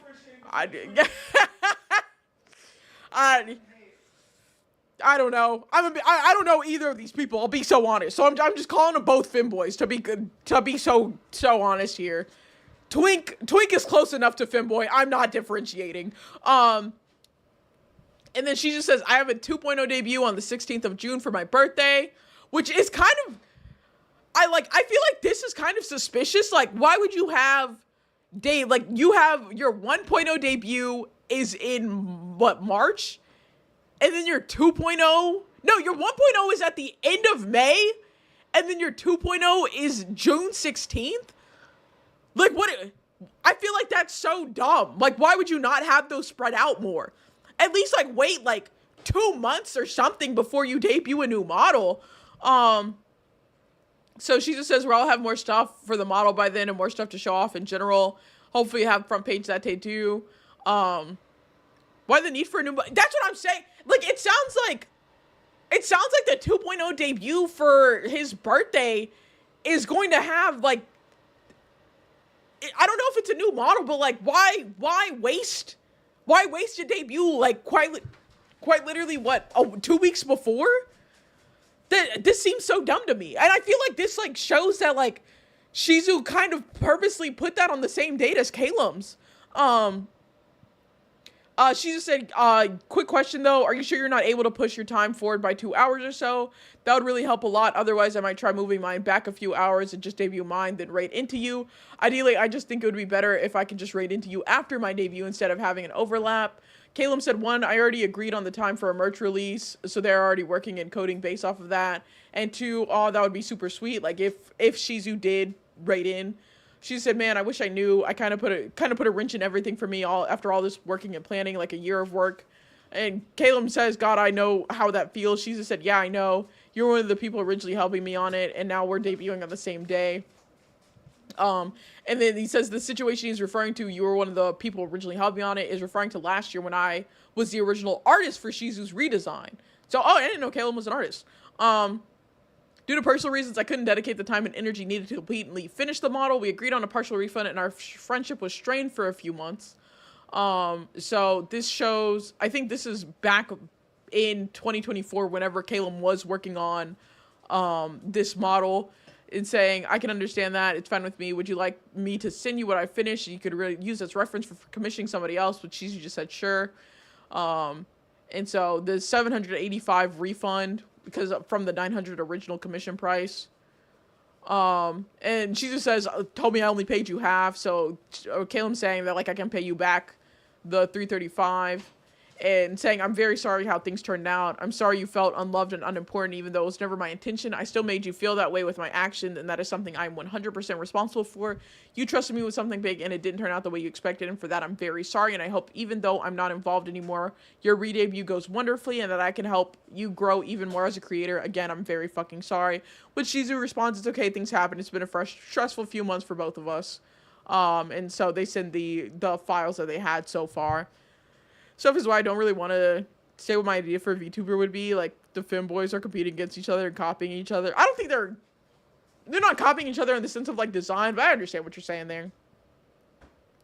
And then in January of 2025, we chatted a bit more, giving me the impression that we were in a better situation now. We were able to move on as friends and support each other on our new endeavors, which this shows Shizu saying, Caleb, sorry I've been awkward a lot. It's been a fucking year. I'm here for you the best I can be if you need anything. I'm sorry for any bad vibes. I've been through hell this past year and I wasn't the best person, but I really do care about you, and I'm sorry I've been a bad friend. Hope your computer/tablet stuff gets sorted out soon. If I could help you, I would. Anything outside of money or whatever, like retweets, collabs, if it helps, let me know. Which Caleb says, aw, they say, aw, cutie. I understand things were weird. We were both doing our best, cutie. I don't blame you one bit. And then going back to the present DMs, Shizu saying, I'm pretty upset that our times overlap so much. Caleb says it sucks. Shizu saying rating into you would be great, but the fact that yours is so close to mine really sucks. Caleb says, I said don't worry about it. We had no idea we plan things separately. We can do our best and support each other. That's how I see it. And Shizu responds to this saying, well, you know why it's not good? Because of how close our communities and friends are. I don't plan to only be live for 1 hour, so that means any support we both get will be fraction off. And I would assume you'd get the most of it since you're streaming for a week, which kind of just leaves me a little bit screwed. Caleb does say, yeah, it does suck. I already edited my teasers to match that time and organized with the merch company. It's unfortunate. Shizu saying, can you not change anything? Like, please, dude, I already publicly announced mine. I legit can't change my time. I'm already on a tight enough line for things as is. And I also have merch planned. It wouldn't be as big of an issue if you weren't streaming for a week straight, but the whole week straight thing just feels like it's going to royally screw me. unless I also just stream for a week, which I might do. Honestly, I might just do that instead. Actually, yeah, I'll also just stream for a week. That works. I'll stream from Sunday to Saturday, then raid you if you're still alive. One of the first two people text me back. Oh my god. Damn, Kobe, you were on that shit. So Caleb continues saying, I was very lost at what to do or what to say. I wish to stay on good terms with Shizu, but this didn't feel like a healthy response to me. I thought about changing my debut date to stay on good terms with Shizu, but my best friend Felix insisted to not let myself get bullied by Shizu. I compromised to only move the hour of the debut, not the day. So I reached out to my merch company, who agreed to move the merch launch by 2 hours. So it said, and this is the screenshot of Caleb talking to Kawa Entertainments about changing the merch to be 2 hours later, so 7 p.m. instead. And so after his first paragraph, I informed Shizu that I agreed to move my debut time, hoping this would be the end of my problems so we can move on. I would still need to re-edit my teasers to match the new time accordingly. And so Shizu says, this is not about competition, I'm just really upset. When I first commissioned you for that model, I had to drop it because it felt like you were more focused on your own debut. I had to rush to find a new model maker, and that really hurt. It's part of why we stopped talking for a long time. If I fuck this model, oh my god. Where's John? Why do we need John? Because Gamma's jamming to the music right now? What's up? Nothing. I think, Taigi's calling you, but I think it's okay. I have Father Stretch My Hand part 1 playing, and so Gamma was very looking group chat. Oh wait, the group chat? Oh, y'all are talking so much. Wait, what's going on? Taigi! Hold on. Let me pause in the document.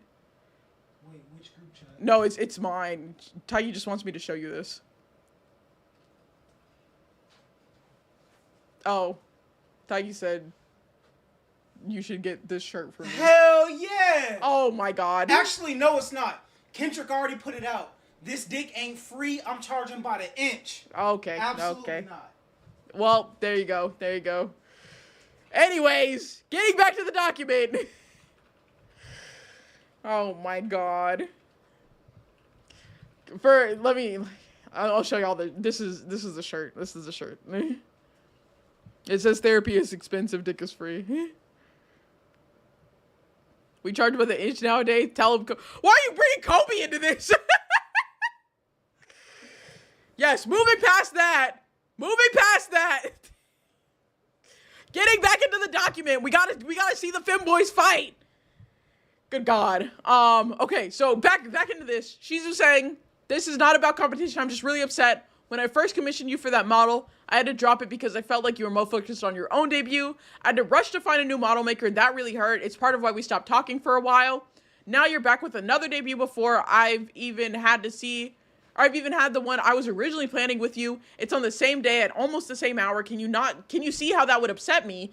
You've had multiple debuts now, and I'm still struggling to get my first one out. And now I'm in a position where I have to push through a debut on the same day as someone who shares some viewer base with me, and a bunch of mutual friends. You also asked if we could just do something together, but what if I don't want that? What if I want to have my own debut on my own terms without trying it with you? Especially after everything that happened before. Even if you didn't mean to, it feels like I got pushed aside again, like dirt rubbed into an old wound. Then Caleb says the merch people agreed I can move my merch back. I will also push my stream back to 5 p.m. instead of 3 p.m. I will not change the date or anything else about my debut. I am doing this because I want to be kind to you.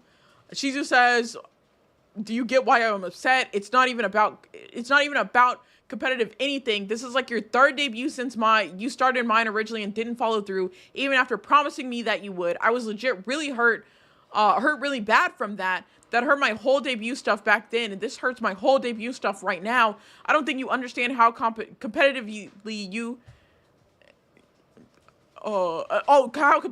innately feel. So for me, I just feel like you were screwing me over without thinking about it. To me, this is still a slap in the face, even if you don't mean it. If I was any other person, I wouldn't care. Or if it was any other person, I wouldn't care. It's just because you are one of the artists I worked all throughout last year with. That was a part of my life that was so stressful trying to get my debut done. And you continue saying Shizu wasn't happy. This is so melodramatic, good lord, yeah. They didn't either fight or kiss. This shit is lame.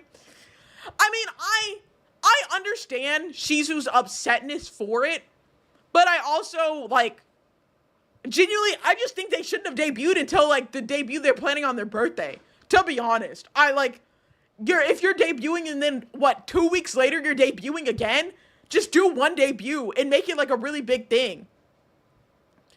They're upset because their debut happened on the same day. Yes. So there's more. What is it? Try and get my debut done. So if even in this moment you don't really understand how wronged I feel and see it as kindness, I've been trying my best to push through my stuff and try to be more friends with you again. Even now I wasn't fully okay with you from before. We've barely talked or anything, so I'm pretty close to how I felt about you when you ditched focusing on helping me for your own debut. And they say 2 extra hours and being forced to change my time after already saying it publicly doesn't really feel like much to me in the grand scheme of things. Still feels pretty bad overall. Like, I completely understand your point of view, but I don't even think you thought about mine once, especially with how you've talked about how I'm acting. I don't think letting your merch debut 1 hour earlier before your actual debut would be that big of a deal. If you still think that you're the one being fair here, then I don't think I could ever be comfortable with you from here on. I guess I got my answer from you unfollowing me. Well, you take care then. I wish you were able to see the way you treat others, because I'm not the only one that feels hurt by you. Oh, God. Oh, okay. So it's not even the fact that Shizu saw Caleb's, like, it was complete coincidence that it was the same day. It was unfortunate, but I have zero obligations to move or change anything. I had so much planned and confirmed already, including a time merch drop and collabs with 6 other creators. Moving or changing anything could endanger my own debut. Still, I decided to move my scheduled start time of my debut to be kind. Despite this, I was met with nothing but hostility, entitlement, and emotional guilt tripping.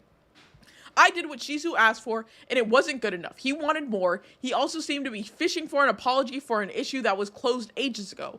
Following this, I blocked him on all social media. As a friend, he would always prioritize his own feelings above mine, and I was exhausted from babysitting his emotions and walking on eggshells. Shizu had already announced his debut date publicly, and I had not yet done so. I was given advice by bigger creators to not have too much time between the first debut announcement and the actual debut date. I was waiting until the 2-week mark to announce it publicly. Now, Shizu was planning to steal my idea and also stream for a week to compete with me, which he did end up doing, although he was not originally planning this at all. I'm not 100% sure why he did this, but I can only imagine it was for vindictive or competitive reasons. I was concerned that the public may see my whole debut event as copying Shizu, when in fact the opposite was true. My best friend Felix suggested to state publicly that my plans had been confirmed for a while now to cover my bases and make sure I could not be framed as copying. So Caleb had tweeted back in May, yes, my final collab was just scheduled and confirmed. I have collabs every single day of my debut week. There's so much planned for my debut. I'm so excited to share it with you. My debut date, confirmed for 3 weeks, will be announced publicly on May 11th.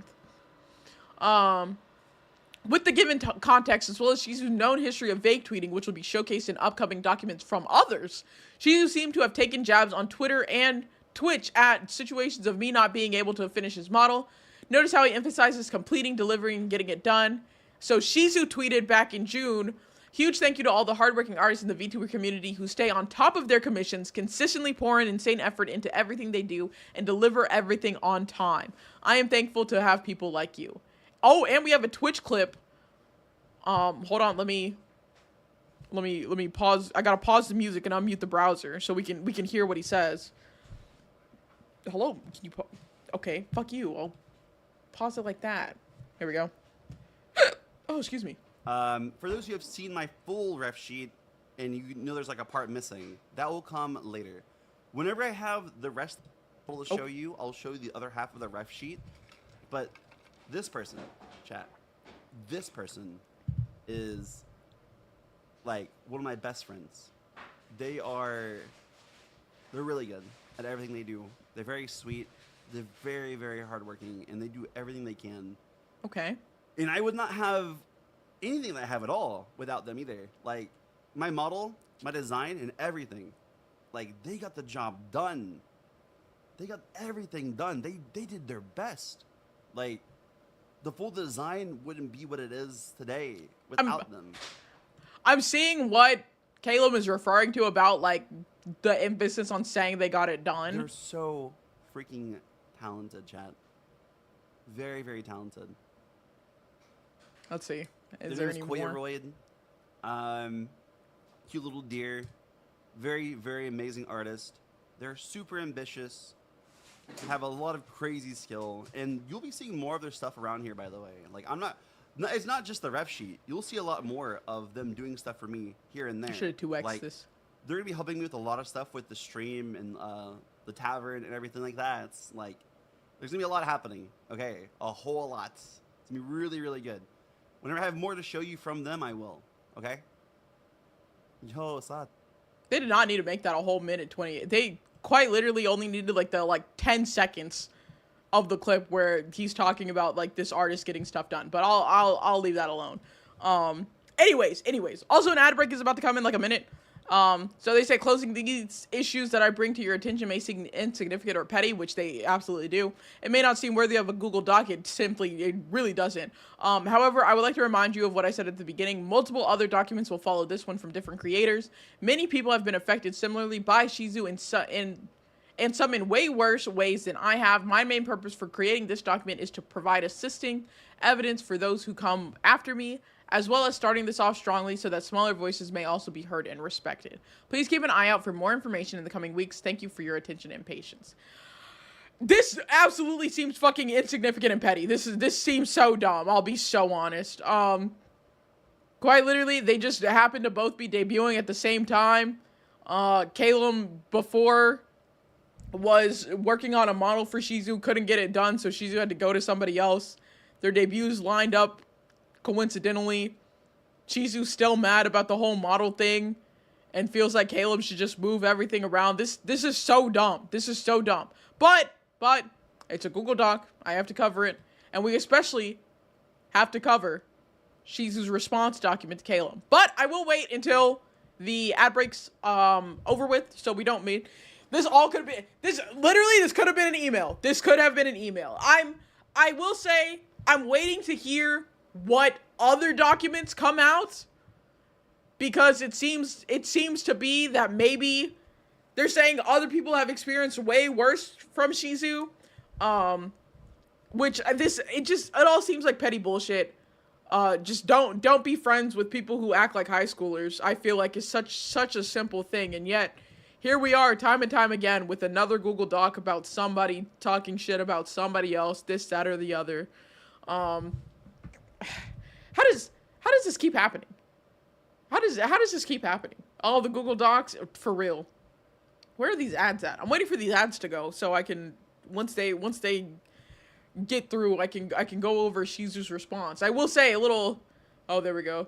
Surprise Pikachu is Jay reading any drama doc.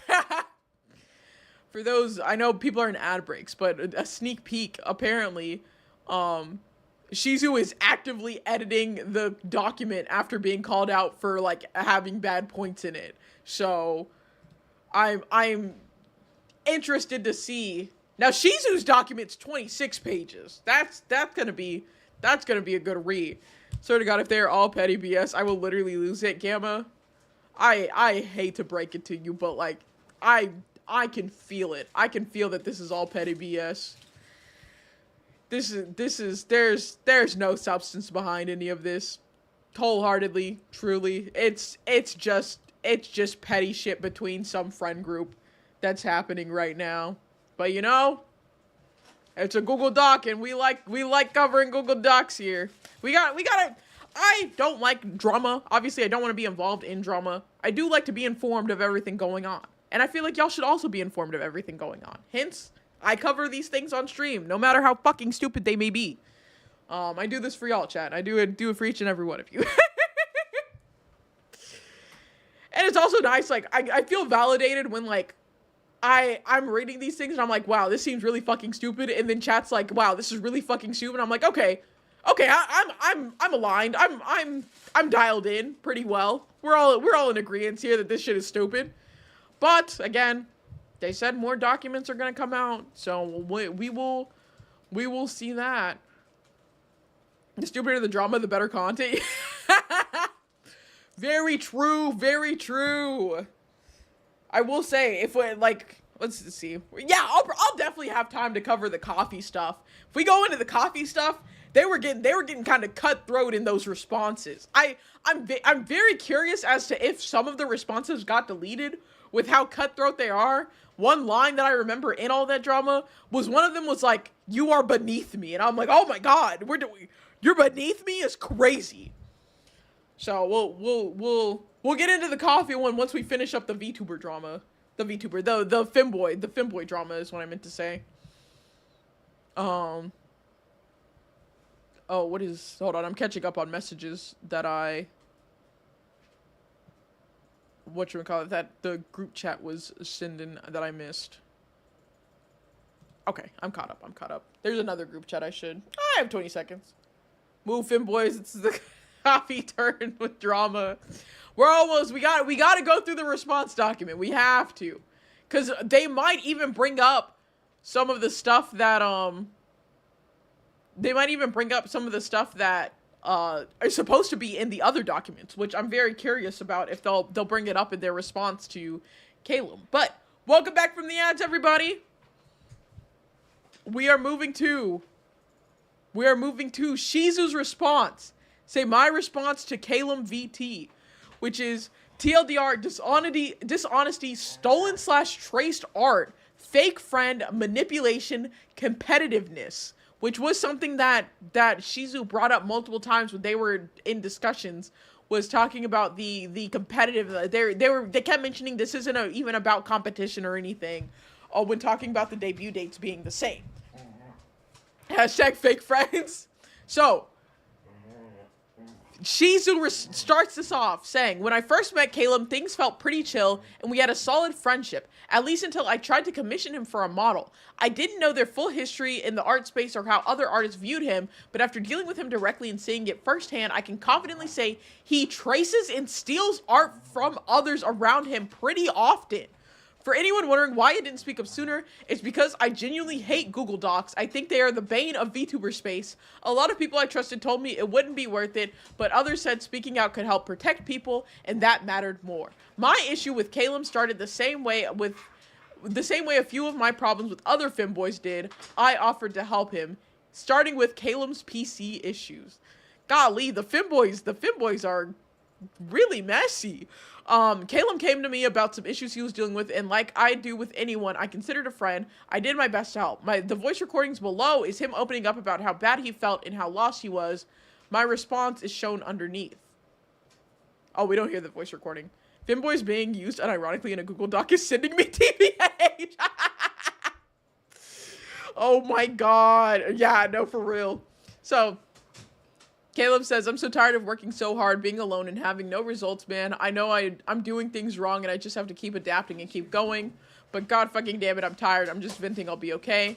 And Shizu says, "Want to talk about it like in a call." Caleb sends a voice message, which we don't hear. But Shizu responds saying, "Listen, I completely understand how overwhelming things can be like this. Internet issues are probably not helping at all, or a lot, unless you already know what the issue is. Let me know and we can call and try to figure out what's going on, because I do networking a lot. I went to college for it, and other than that, whatever is wrong with your PC, if you had funds available, that needs to get fixed ASAP first, because you can't do anything if your computer is fucked. That's like big priority.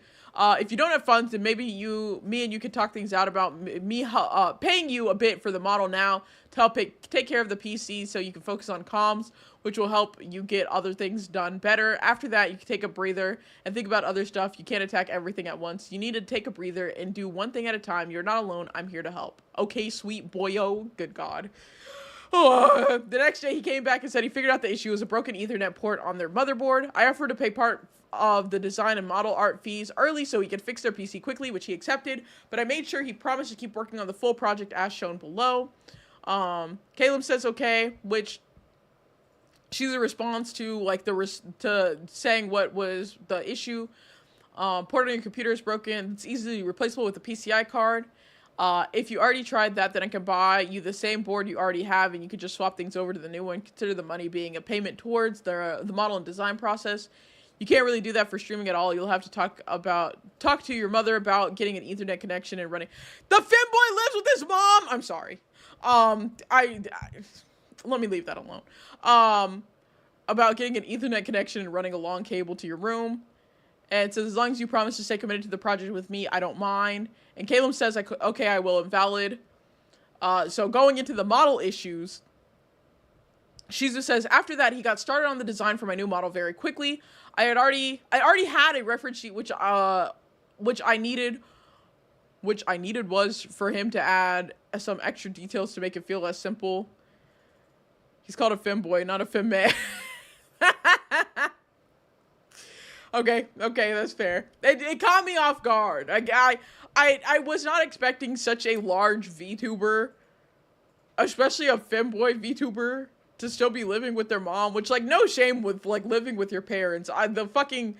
Getting a house is hard. Like, getting your own space is very difficult. It honestly just completely caught me off guard.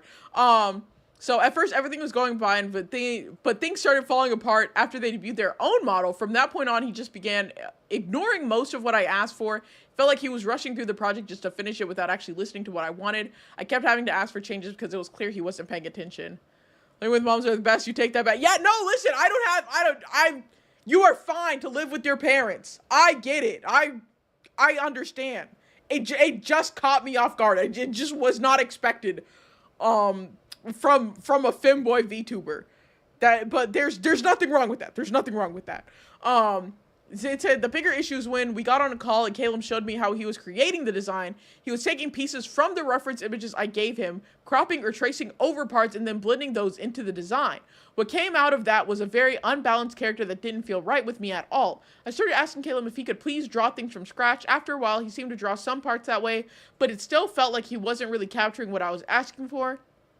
I tried to stay hopeful, assuming maybe it was just a rough stage in the design process that things would improve as it came together. Unfortunately, that didn't happen. He came back later and told me that this was no longer just the design art, it was now the final model art. That honestly confused and frustrated me because the pose and proportions didn't match what I needed, and even my rigger was frustrated and asked for changes. Below is where I asked for confirmation on whether this was really the model art, and he confirmed it, and she's saying, I was just curious if this art is going to be the model or design when it's finished.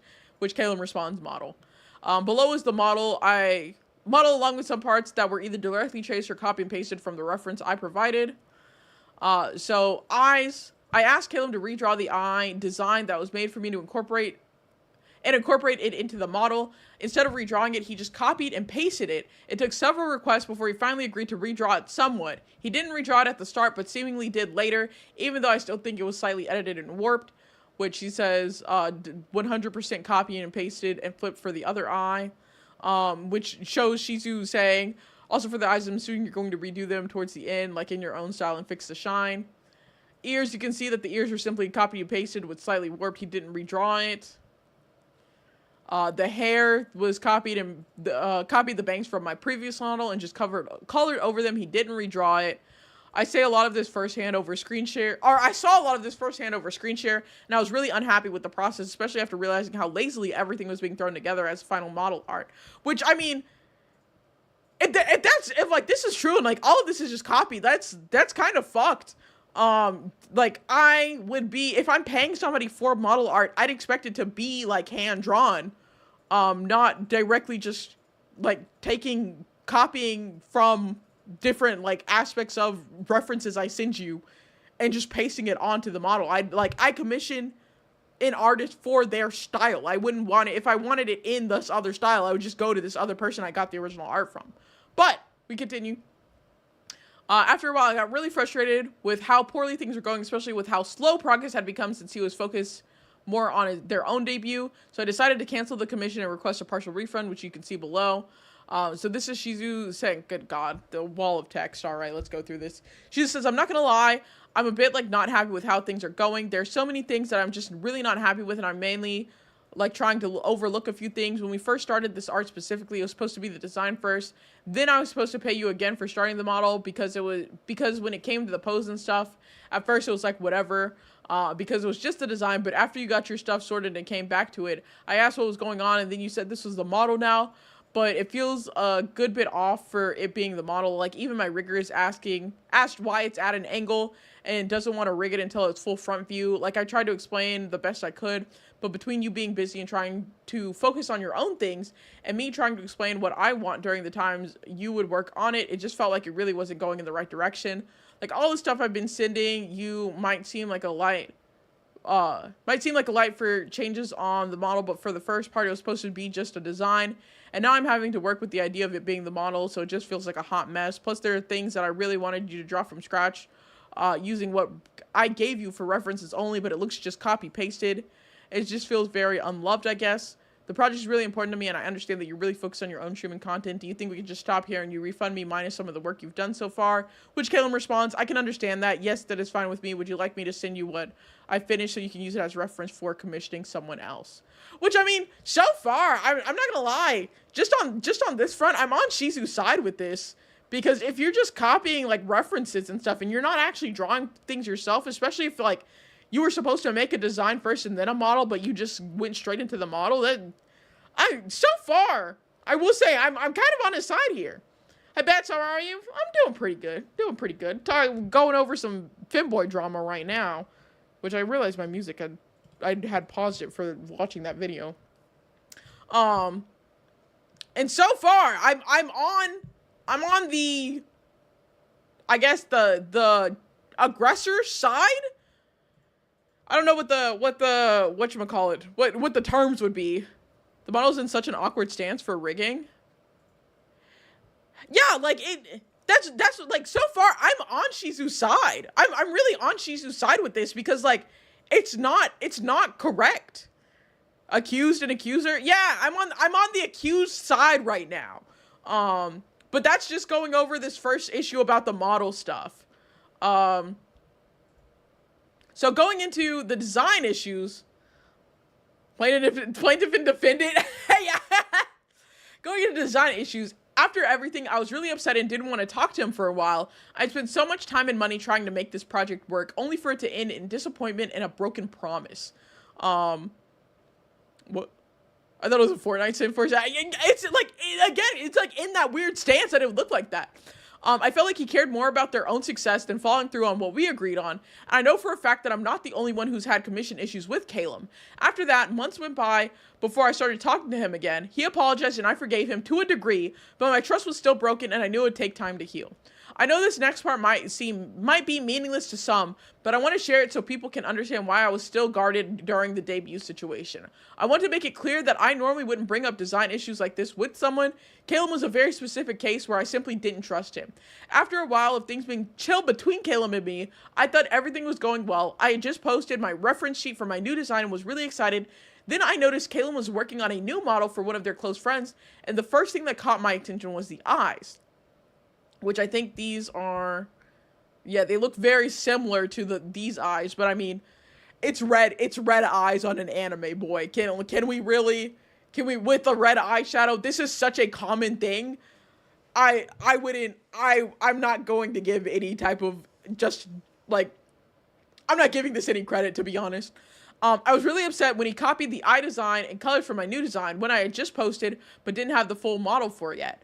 Some might say it's petty to be bothered by this, but you have to understand that I had spent time in a call with him, watching him casually one-to-one copy elements from other references.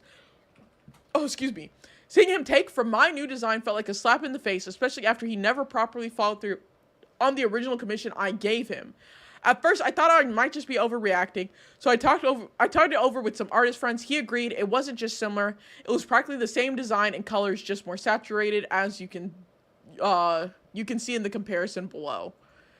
Which, like, it's red eyes with, like, the purple shadow and some red eyeshadow. Like, this is so unoriginal. I can't give any credit to this. I'll be so honest. But they say, again, what upset me the most was someone like Caleb, who had already broken my trust, was now taking elements from a design that my artist and I had put so much time into effort in creating.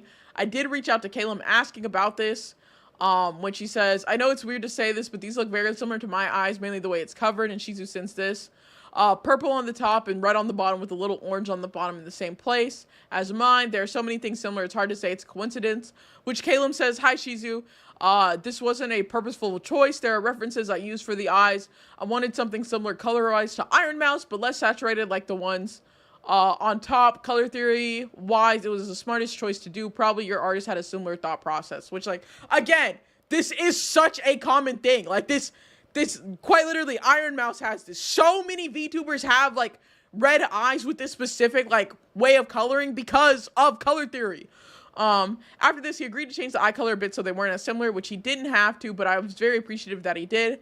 This section of the document will now address the one created by Calum. I want to start out by saying I had been working on this debut for a very long time. I ran polls on my Twitter. Some of you might remember him before I deleted him, and also posted polls in my Discord, which I'll show below. From the beginning, I struggled to get a model made, and Calum was actually the very first person I went to for it. It took nearly a year to finally reach a point where I could say I had a model ready for myself. Super original. Honestly, it's going to be hard having original designs in many respects and regards. Yeah. I'd say my design is... I do kind of pride myself as I feel like I have a very original design. I don't think you'll see other people doing what I'm doing. But anyways, I digress from me. He says, the process dragged on due to complications involving the artist, the rigor, and my own health issues. I had originally openly discussed my debut with my community since the beginning of April, regularly mentioning potential dates throughout the month while working closely with my rigger to make sure something could be ready in time. I also talked about my upcoming debuts to a lot of people who rated me, including Calum, who rated me during a stream in April where I was actively talking about it. I did everything I could to plan around others and be respectful of existing schedules. Before finalizing anything, I actively checked to make sure no one else had a debut planned for the same day. Once I was confident, I officially announced my debut by posting the tweet on May 6th, which this was a tweet that was also in Calum's document. Now to rewind a bit to April 30th, Calum messaged me, asked me for advice on debuting their new model. Good God. Oh, this is they did a vertical screenshot. I was like, why is this one even smaller? So this is Calum messaging on April 29th saying, Shizu, do you have advice on advertising debut stuff? I already have a teaser for a few weeks in advance and 24 hours in advance. I tried to get on the front page, but didn't work out. So I'm trying to think of other ways to make it work. Shizu responds, hey, I also didn't manage to get front page for my debut either, but I will get one in June. So hoping that works out better. As for debut stuff, the best thing I can tell you is follow what a lot of people are doing when showing off their model on Twitter. Twitter isn't a huge thing for traction to your actual channel a lot of the times, unless you're a decent sized creator, but it does help, like get a debut video made similar to, and they linked somebody else's debut video. See, people love stuff like this. Other than that, just make sure people are completely aware that you're debuting soon, like outside perspective kind of thing. Sometimes people will be setting up for their debut and feel like they mentioned it enough, but end up having a lot of people not see it or know about it. Like for me, for example, I feel like I talked about it all the time on my stream and mentioned it on my Discord for a bit, but a lot of people came to my stream and were surprised that I was even rebranding. So make sure you slap the debut stuff in as many places without being annoying. And they say so like a Twitter post, Twitter name, and like say the debut, Discord, YouTube, Shorts, community post, everything. Also, don't be afraid to ask friends for support, seeing if any of them would be down to raid you. Like I will if I can for sure. It's better to ask and leave it up to the assumption that they know you're debuting and hope they support you. And he said he never responded. The next message I got from him came right after I posted my debut date on Twitter. He immediately reached out about it, which many of you have probably already seen, but there were parts of the conversation he conveniently left out. You can see below where I last messaged him with the debut advice, where he later responded not to continue the conversation, but to comment on my debut date. Which that is, I'm not gonna lie. So far, I'm still kind of on Shizu's side. So this is a screenshot that we saw from Calum's document and says, I actually would have changed my debut time if I could, but since most of my community is EU based, 2 p.m. EST was the only time a lot of them could make it. You can see that reflected below, which like they put a poll in their server asking people what time worked best, and quite literally like damn near everybody was saying the 2 p.m. on May 25th. Calum was in my server when I posted this, when this poll was posted, and had the role to receive the notification. He said he couldn't change the date. I just wanted to check if the times would still work, because if he did, I could rate him. But he said he would go live only an hour after me and added, what a dumb coincidence. It felt intentional and really rubbed me the wrong way. Next, he suggested we have a call to laugh about how funny the situation was during my debut, but for me, it didn't feel funny at all. If anything, it brought back the same frustrations I felt when he didn't follow through with my model last year. He was a big reason my debut got delayed so much, and the thought of sharing the debut I worked so hard for with him now felt really wrong and made me upset. I didn't want to debut on my own. I also didn't want to do it alongside someone who had messed up my first attempt and broken my trust. Damn, I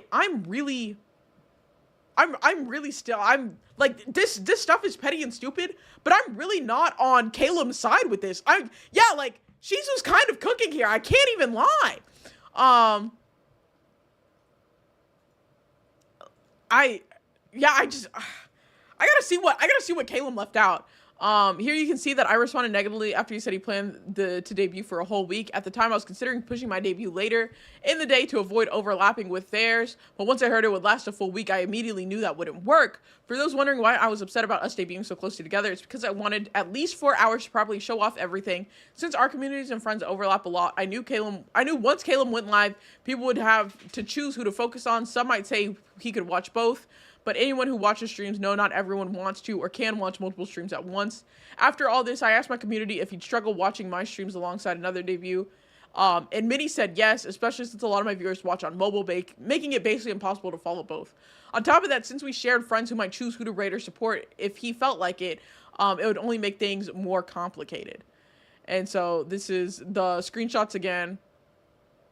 Them talking about stuff coming up in the future, which I like. The only thing so far I don't agree with Shizu on is like, I think you should have just debuted June 16th. Like on May 25th and then a second debut like 2 weeks later, I feel like is so dumb. Hi Dip, how's it going? And so more screenshots. Here you can see me reaching out again, asking if he could delay their debut, even just by 2 hours. I was hoping he'd understand and be willing to shift it a bit so I could have a proper debut without overlap. He declined, which felt strange, especially since he hadn't even publicly announced the date or time yet. It didn't seem like moving it back would have hurt him, but the way he dismissed it made me feel like he wasn't trying to meet me halfway at all. It started to feel feel less like a friend being considerate and more like he was just trying to maneuver around my debut in a way that benefited him. They should have Fanboy Shukeki to determine who keeps the date. Oh my god. The reason I didn't move my debut earlier was because I knew a lot of my EU viewers wouldn't be able to make it if I started before noon. When I considered starting up maybe an hour sooner, it was only the hopes that Caleb would move their time up a little bit too, so I could stream for 4 hours and then raid into him. That way it would have felt fair for both of us. Additionally, the reason I couldn't debut any sooner was because my rigger was on a tight schedule and was rushing to get enough done in time. See, I feel like if they're already on a tight schedule, like, why even bother? Like, don't do this first debut. Just do the June 2nd debut and have that be your 1.0. What's the point of having a 1.0 and then a 2.0 2 weeks later? I still just don't agree with that on Shizu's front. Later in the conversation, I explained how this was messing up everything I'd worked so hard to plan. I even brought up how he was originally supposed to help me debut a model, and now here we were, both debuting on the same day a year later. Their response was just, that's crazy, which really stung. It made me feel like he didn't care about how upsetting this was for me or how it reminded me of the first debut he dropped the ball on. Continuing from there, he started to understand how I was feeling, admitted that it sucked our debuts were overlapping. He told me not to worry about it, but the problem was I couldn't not worry. I feel like I was getting the short end of the stick the entire time, and it really started to feel like the debut I had put so much time and effort into was getting overshadowed, or it was about to get overshadowed. It's such a waste of resources, time. Yes, exactly. The June debut would have been fine. So yeah, of course I was worried. That's all I could do. Here's the part that Caleb left out. He DM'd my close friend Shiribun asking for advice on how to deal with me, saying I was being overly competitive and that it made him unhappy because he just wanted to debut alongside a friend. But the issue was he still wasn't thinking about how I felt, only what he wanted. Shiri even pointed out to me that Caleb didn't seem to care about my side at all after the fact, and told Caleb that I was upset because of the past model situation. Debuting on the same day felt like rubbing salt in the room. From my perspective, none of that seemed to matter to him. Now to address the part of their doc where he mentions using previously resolved issues to manipulate my decision. I can't speak for everyone, but when someone breaks my trust, especially now, it takes time to heal. Just because I was trying to move forward doesn't mean everything was suddenly fine or that things between us were okay again. Honestly, from the moment he broke my trust until he eventually unfriended me, there wasn't much done to actually rebuild anything. If anything, he just kept making me feel uneasy and on edge the entire time. After everything I've been through in the femboy community, God, what's going on in the femboy community? And all the times people I considered friends took advantage of me or said awful things, my trust isn't something that comes easily or heals quickly. I just hope when I respond to the upcoming docs, you can understand where I'm coming from. I'm sorry I couldn't just move on from it. I'm sorry I still felt hurt when the debut stuff came up. I couldn't shake how things felt between us at the time. Below's the response I gave him after he stopped speaking to me directly and we were only talking to Shiri about how things were handled. Which this was pointed out this was in the first document too. I wanted to make it clear that when I first brought up the idea of turning my debut into a week-long event, it wasn't out of pettiness. I was genuinely trying to find a compromise that could work for both of us. The idea seemed fun and it gave me the chance to do more than I originally planned. In the end, it did actually help a lot with building up my 2.0 debut. As much as I'm being painted to be competitive, Caleb was the one who came out of nowhere and brought it up in DMs that he was debuting on the same day as me. I wasn't the one who reached out to him first about it. From my side, it felt just as competitive, especially since he was so firm about not changing any part of their debut, even after I had already officially announced mine, unlike him, and offered to raid into him when I could. Fanboy community. On paper, yes, like, I'm so used to femboy being used ironically, and like the fact that it is completely unironic here is very, very like interesting. I'll say. The last message was me expressing how hurt I felt, trying to explain why the situation. Is this recent? Yeah. Oh yeah. This was posted. This was posted at 4:30 today. So like what, 6 hours ago? Trying to explain why the situation was so frustrating for me. He had already debuted 3 different models while I had been stuck just trying to debut one. It felt unfair that after everything, I was now dealing with extra pressure from someone who not only got multiple debuts, but also failed to help me when I needed him most. He ignored that completely and came back to me with the following final message, just about changing the time. This happened after he finally finished talking with Shiri. I'll admit he did agree to move their debut back by 2 hours, but the way it was done felt awful. It didn't feel like a compromise. It felt like he was throwing me a bone and expecting praise for it. Like I should be grateful he gave me anything after everything I said and everything I was feeling. He brushed off my emotions and acted like the decision was some act of kindness, but to me, it felt hollow, like he didn't care at all, like he was only trying to manage the situation, not actually consider what I was going through. There was no real compromise, there was no compassion, no empathy, and definitely wasn't any friendship. So I responded with my full emotions and discomfort at the time. For those who understand, or for those who don't understand why I was so emotional about not sharing my debut date with Caleb, here's the full picture. I barely had enough money to get all the model stuff sorted and had promised my viewers a time frame for when things would be done. These people supported and funded me out of their pockets, and I felt like I'd be wasted their money by working with Caleb. Like I let him down and lied about when I would debut last year. He keeps referring to his chat as him, and it's throwing me off. I went through multiple artists, telling my viewers it would be done as soon as I could until I finally gave up on the design because it felt like it would never happen.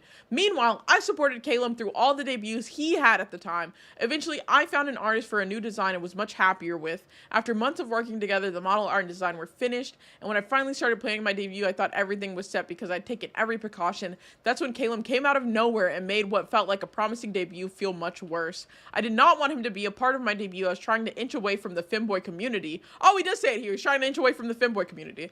I just wanted to finally have what I worked so hard for, and it hurt because I knew sharing that day so closely with him would only make things worse. That's why I tried so hard to get him to change it, and why I felt so bad afterwards. One of these femboys VTuber that's also this. No, it's not them. I don't think so. I hoped as a friend he would understand me or talk to me, but he only cared about himself. He took this vulnerability and weaponized it against me via their Google Doc. For those wondering why I was upset about us debuting so close together, it's because I wanted at least 4 hours to properly show off everything. You already mentioned all this. This is just like a summary of everything. After this, he proceeded to block and unfriend me. And so the closing. In their Google Doc, he tried to paint me as manipulative or guilt-trippy, but all I was doing was having a normal conversation with someone I thought was a friend about something that made me upset. To twist that into something toxic after the fact just feels like he's reaching to make me look as bad as possible. The truth is, I was just being honest from someone who cared a lot about me and doing my best, even when the efforts wasn't returned. Their whole doc turns my hurt into something predatory, like just being upset about how I was treated somehow makes me the bad guy. The model he was making for me back then meant a lot. I worked hard with my community to raise the money and commission it quickly because I wanted to leave behind the toxic femboy community that had treated me so badly. Good God. Caleb was someone I genuinely trusted, someone I thought would have my back, but in the end, it was clear he only cared about himself. He constantly cut corners with the art, and I fully believe he traces other people's work often. I hope other artists who know this will speak up. As much as I'm being painted as competitive, Caleb was the one who came out of nowhere. Yada yada. As for the other docs being made alongside this, I'll respond to each one thoroughly and carefully as soon as I can. I've been dealing with a lot from people over the past few years, and I want to finally get everything off my chest when I respond. Please keep an eye out for more information. Did he copy this nigga's ending? Oh my god, he did. He literally took the please keep an eye out for more information in the coming weeks. Thank you for your attention and your patience. Oh my god, the fact that he copied the ending is so funny. I'm not gonna lie. I'll be honest. I'm on Shizu's side right now. Like, from the like, just quite literally tracing and copying like art that he's already done, or that other people have done, to like not on the front of the model art at least. Like, not following the instructions that were given, like, not doing what your commissioner quite literally asked of you. I had to Google the difference between Vimboys and Twins. Not doing, like, the things that were asked of you, and then, like, not even responding, and at the point of, like, it was, like, they just needed a refund. I'm on, she's, oh my god. I can't believe you fucking posted this. I'm not reading all of that. From like them posting, or like from them talking about the model art stuff, and like honestly, it's not these people, but I know who you're talking about. But tell me you know them too.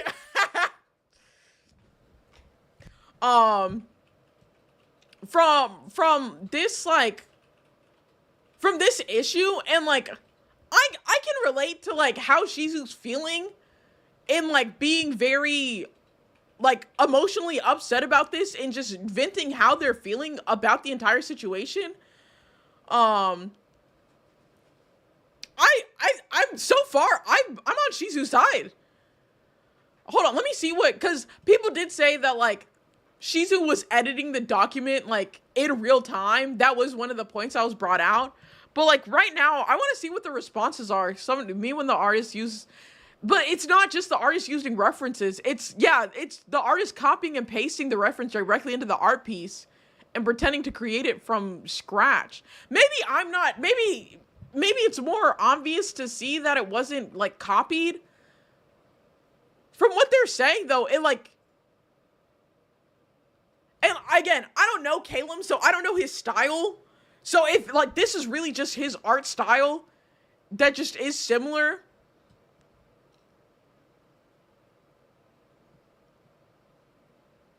And he even said that, like, he watched him copy and paste things from other, like, references and just put it on the model. So, if all of that is true, I would have to be on Shizu's side. The artist who did the eyes commented and quote tweeted. Okay, who was the artist? Kyrie VT? Can I, do I see... I don't see Kyrie's comments. Hold on. You said they quote tweeted it? Did I pass it? Or is it in this comment? Alright, let me look at quotes. Hold on, let me look at quotes.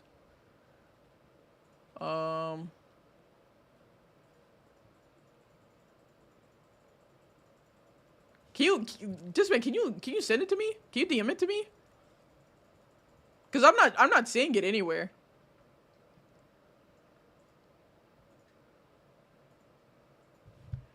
I will say the only thing that like I'm in agreement with for Shizu is like the art portion, especially if Caleb's just copying and tracing.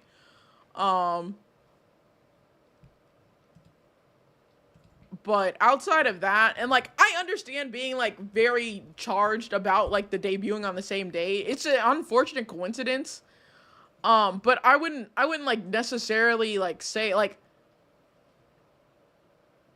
I don't know. I feel like it makes sense that they still feel very like upset just from like past experiences. Like the relationship hasn't really improved much. And Caleb is very dry in responses that like they give in this scenario. I honestly, I don't think any of this should have been in a Google Doc. I don't think Caleb's response should have been a Google Doc. To which Shizu responds with a Google Doc as well. Okay, thank you. Yo, am I blocked by them? Oh no, I'm not. Huh. Don't mean to harm, but it is insulting that another artist copy and pasted my references in a commissioned art piece.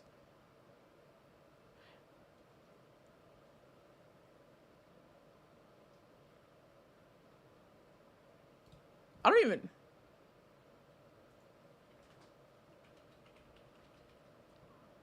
Wait, what?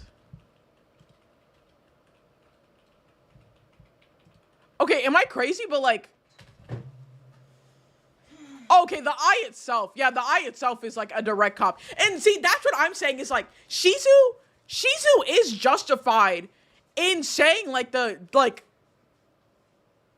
if Caleb is just copying and tracing and whatnot, that's valid. I feel like that's valid to say. Yeah, sorry to butt in, but I'm kind of sad that the old legit seems like they copied and pasted the reference art I did this overlay. If you were to compare it, it's literally as if they grabbed my eyeball from the old in my reference. Yeah, I don't mind the corrected one referencing, but the fact that it was meant to be an idea and not just copied. IDK, sorry for jumping in, but this is my art and I see. Yes, like I feel like people are already like jumping side, like picking sides basically because of like how they feel about each other creator. Yeah, and like Kaio's response here, I feel like people are just blindsided by the objective truth because they're angry at Shizu. Sure, he said some questionable things, but that doesn't change the fact that this is copied. Turn up the speaker. Turn the speaker up and start a video while I'm ordering. Oh my god.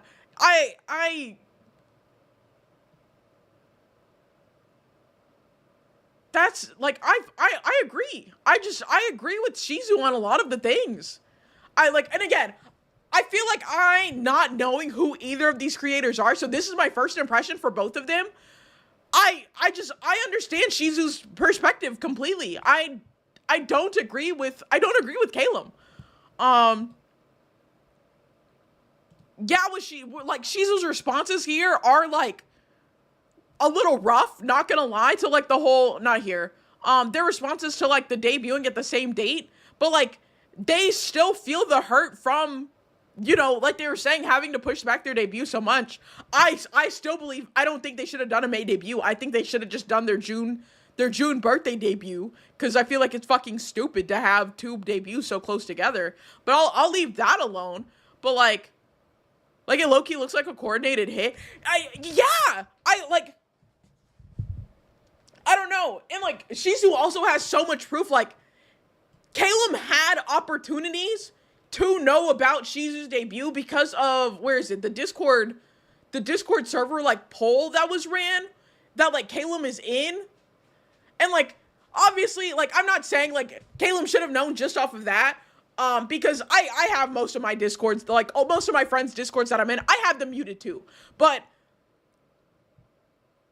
this, like, I think there could have been some like compromise there, and like Caleb did have the compromise at the end of like pushing his debut back like 2 hours, I think. And I feel like whatchamacallit, I feel like Shizu should have been like kind of just grateful for that. I understand why they said like it felt hollow, like it just felt like a bone like being thrown out, which it did. But I feel like they should have just taken that and just like cut contact afterwards. Shoshi, hold on. I'm sending John my Whataburger order.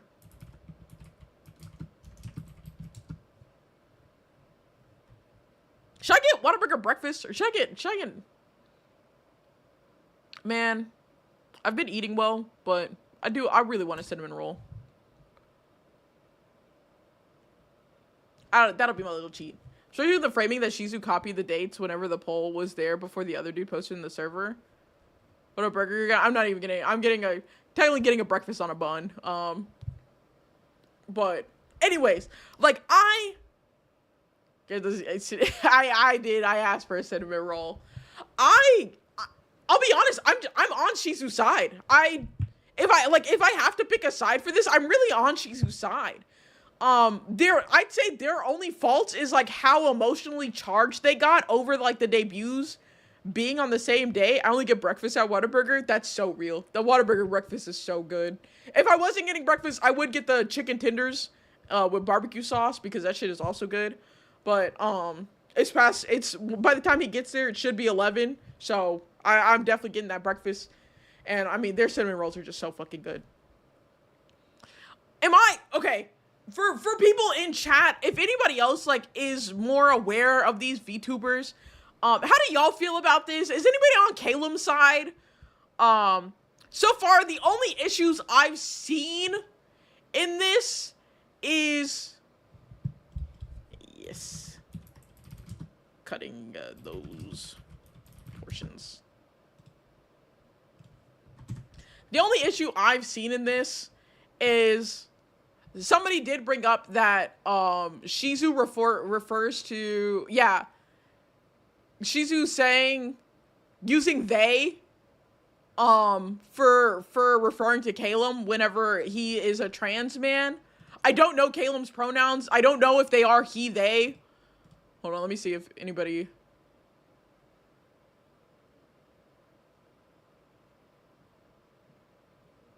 No, nobody's really... I want to try Whataburger. Sadly, it's not in Canada. I'm so sorry. Just come down to Texas one time to try it. Let me see what... Okay, yeah, another person is saying, like, using they, them after he publicly came out. Which, like, that... Yeah, like, if I feel like... I don't know, I don't see, like, pronouns anywhere. I'm a little scared to, like, click the page. Please don't have anything crazy.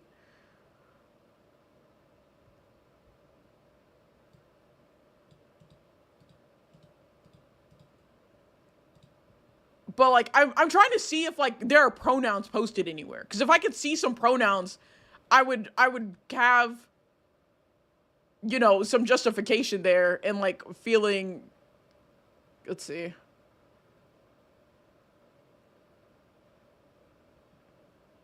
And again, I don't know these people, so I don't know what pronouns Caleb uses, and it's not posted anywhere.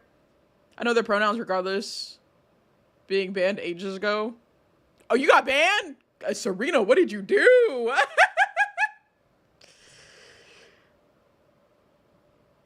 Well, they're saying that Caleb recently came out as trans mask, so the pronouns changed to he, him. I don't know about that personally. Again, I don't know this person. Hold on, let me see what Obsidia says, because this is one of my mutuals. See a lot of people in the comments, well, you didn't finish this model. First off, they were given a refund. And yeah, that's fine. I don't think Shizu bringing it back up is, I don't think Shizu bringing up, like, that from a year ago is wrong, especially because the debut that this is lining up with is the debut that was supposed to happen if Caleb would have finished the first model. Is it a little petty? Yeah, it is. But, like, again, I don't really feel, like, wrong. Like, I don't feel like Shizu's wrong in bringing that up. I'm really trying to, like, see... I'm trying to see, like, other sides of this. People are saying this is a nothing burger response, but I feel like the first person was also... I feel like this was a nothing burger. I'm not gonna lie, I feel like the, like, tides here on who's on whose side. Minutes. I feel like the side of who's on whose side is really just which creator they like. Again, if I have to pick a side, I'm going to pick Shizu's side. I feel like he's right. And again, especially with this whole tracing allegation, I'm not with like one of the artists even coming out and like it's an exact replica. It wasn't until like they were asked multiple times to redraw it that they actually did. They're both a bit of nothing but no, they really are. Also, Astra, hello, how are you? Let me give you a shout out. How have you been? Ooh, hold on. Oh, what the hell? I hit a wrong button. Don't worry about it. Don't worry about it. There we go. Y'all go check out Astra. Wonderful artist. Beautiful artist. I love their art. Yeah, but like, I feel like they're both nothing burgers outside of,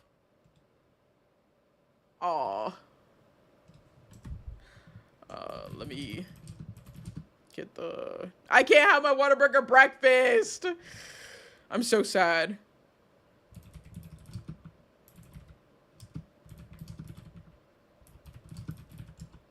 Okay, there we go. Curiosity got the better of me, but they really could have just IDK Dell. No, you're absolutely right. Like, first of all, none of this should have been made public. This is like these are so dumb. These are so like stupid to even be Google Docs.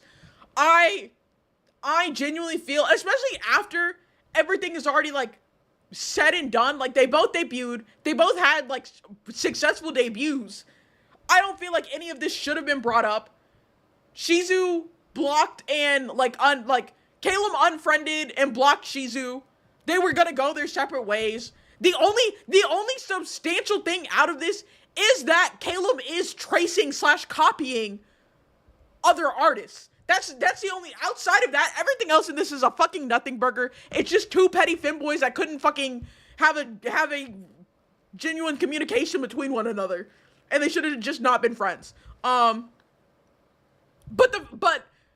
Caleb being a big VTuber that takes commissions and whatnot, and the fact that he's tracing is a very substantial part of this.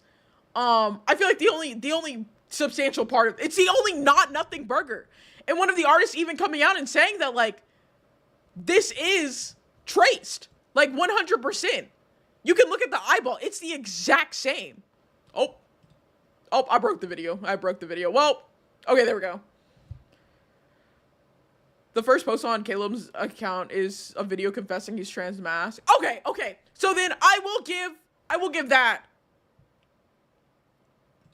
Shizu should have only used he. Because I know I've recognized within the document that Shizu uses he and they. And I did not know, because I mean, even coming out as trans masks, Caleb's pronouns could be he, they. I know plenty of trans masks that use he, they pronouns. And that's what I just assumed going through the document. So, and like, again, I couldn't find pronouns posted anywhere. It might be in that video. I just didn't feel like watching it again. I don't know either of these people. This is my first impression of both of them. So I don't know if in that video, Caleb like says that he will now be using he, him pronouns. I just assumed he used he, they based off the document. But again, I feel like, I'm not gonna lie, I feel like the transphobia or the transphobic claims that people are making is also a nothing burger. I don't think it's unrealistic to think somebody uses he, they pronouns. But if it's like well known in Caleb's community or anything like that, again, I don't know these people. I have really no skin in this game. But again, I'm on Shizu's side. I feel like I'm on Shizu's side only for the call out of tracing. That's it. I think the rest of this is fucking stupid petty bullshit between the femboys. But the tracing and having one of the other artists saying like this is trace, like this is a direct copy, like copy paste exactly, that should be brought up and that should be talked about. Feeling bad for the former friends. Overall, I know a bunch of people hurting somewhere. Oh, that's fair. I mean, it does suck. Shizu was saying that, like, they share an audience. They have very similar, like, they have very overlapping, like, friends and audiences and mutual friends and whatnot. So that does suck.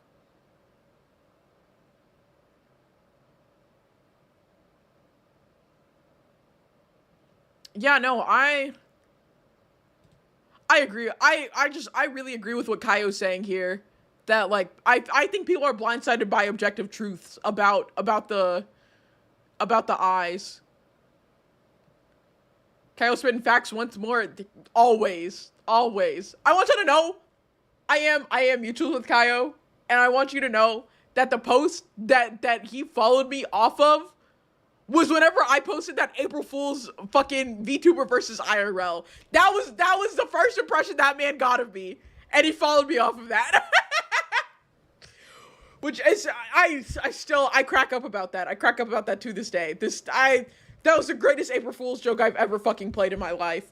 But anyways, I digress from that. I think overall it's outside of the copying allegations, that's a bunch of nothing. It's a bunch of nothing. It's petty femboy drama that should have been handled privately. They should have just cut ties and gone their separate ways. There is no need to make a document for this. And then apparently more documents are going to be coming out too. I do feel like people are very biased with like siding with Calum on this. Excuse me, streamer, can you sum up the drama in 10 words or less? Femboy catfights, yeah. Femboy catfights, but one of them is tracing, and that should be discussed. That's the only, that I will continue to harp on that, because if you're taking commissions, and like, it was like a $900 commission that Calum took for the design, or like for the making Shizu's model, where he's copying multiple aspects. Thanks, man. Now I feel really involved in investing. Doodles, I hate that I heard that line in your voice. Like, specifically the thanks, man. Oh my god. You're welcome, buddy. Tracing an artist with a recognizable style too. Yes, like that's the only part of this that I feel like should be discussed. And like I feel like that's also just being looked over by most people. A lot of people are saying like this is fucking petty. This doesn't need to be a Google Doc. Again, I don't know about either of these people, so I don't know their backgrounds. People are saying that Shizu's been a menace behind the scenes and forcing friends to go at each other's throats for personal gain. Somebody else said, I don't think people realize the amount of genuine Bellin you have to have Calum all people drop a doc on you. I don't know who this guy is. I don't know anything about these people. From what I can tell, Shizu has like, I don't know, Shizu has a like justified call out with the tracing aspect.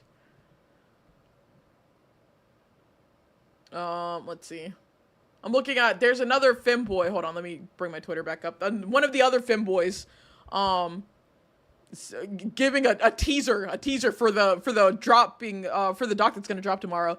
Said, cross the line. Shizu messaged my ex back in 2024 asking if they knew me. More on my doc tomorrow. They said another VTuber Shizu DM'd a few months ago asking if I knew who you are you guys on okay terms? I just seen it now and really don't want to get pulled into any drama. And wanted to give you a heads up about it too. Shizu has always seemed super, super sweet, but I would be wary of anyone starting off a convo like that because I feel like I might get dragged into drama. Anyways, genuinely hoping it's absolutely nothing and I'm just being silly. Have a good one and hope you're doing good. They say, oh, fuck, dude, it's probably drama. It's a very long story. Sorry being dragged into this. I haven't talked with the dude in months. I don't know why he would mention me towards you. And thanks, dude. Glad to see you're doing well. So, well, I mean, if people are able to give something substantial, I'll cover it on Wednesday whenever I stream again. But like right now, this is just a whole lot of fucking nothing. This is just petty femboy drama that has ended up on my TL and my friends have been sending me to cover on stream. But I don't know. If anybody is on Caleb's side or like has maybe something to say about Shizu, let me know. Because I feel like I'm genuinely missing out on something with how much people are just shit talking Shizu and like wholeheartedly supporting Caleb when like there's very obvious evidence of him tracing. But But I don't know. Maybe I'm missing something. Maybe the future docs will clarify things that I'm not understanding. We'll see. But for now, yeah, like, we'll see by the end of the week what drops. I think I'm going to go ahead and wrap up stream. We're gonna go over, I'm so sorry we didn't get to go over the coffee drama. We will go over that on Wednesday. That will be the first thing we do, is cover that coffee drama. If there's more that's happened there, I will absolutely have everything ready. I've taken the screenshots, so if anything gets deleted, we still have it to go over. We'll cover all of that on Wednesday, 7 p.m. CST, same time as today. Why am I getting heated? Let me give y'all the raid message. I'm so glad to be back to streaming. I've missed y'all so much. There's a raid message if you're subscribed, or if you're not subscribed, in the raid message. If you are subscribed, what a song to end the stream. That's so funny. We're actually gonna go raid my friend Alina, who is in VR chat at the Furality closing ceremonies, and one of the people that I got to hang out with in VR chat over literally earlier today, actually, whenever we were at the streamer meetup. Alina's super sweet. I absolutely loved him. So cool. I will be, like, doing some collab with them in the future, but I'm gonna send y'all over there. Thank you, everybody, for stopping by, as always. I hope y'all have a wonderful rest of your day, night, whatever time it is for you. I may be complete. Zombie, message in the Discord. I want to know your input. Thank y'all for coming by. I'll see y'all later. Bye-bye.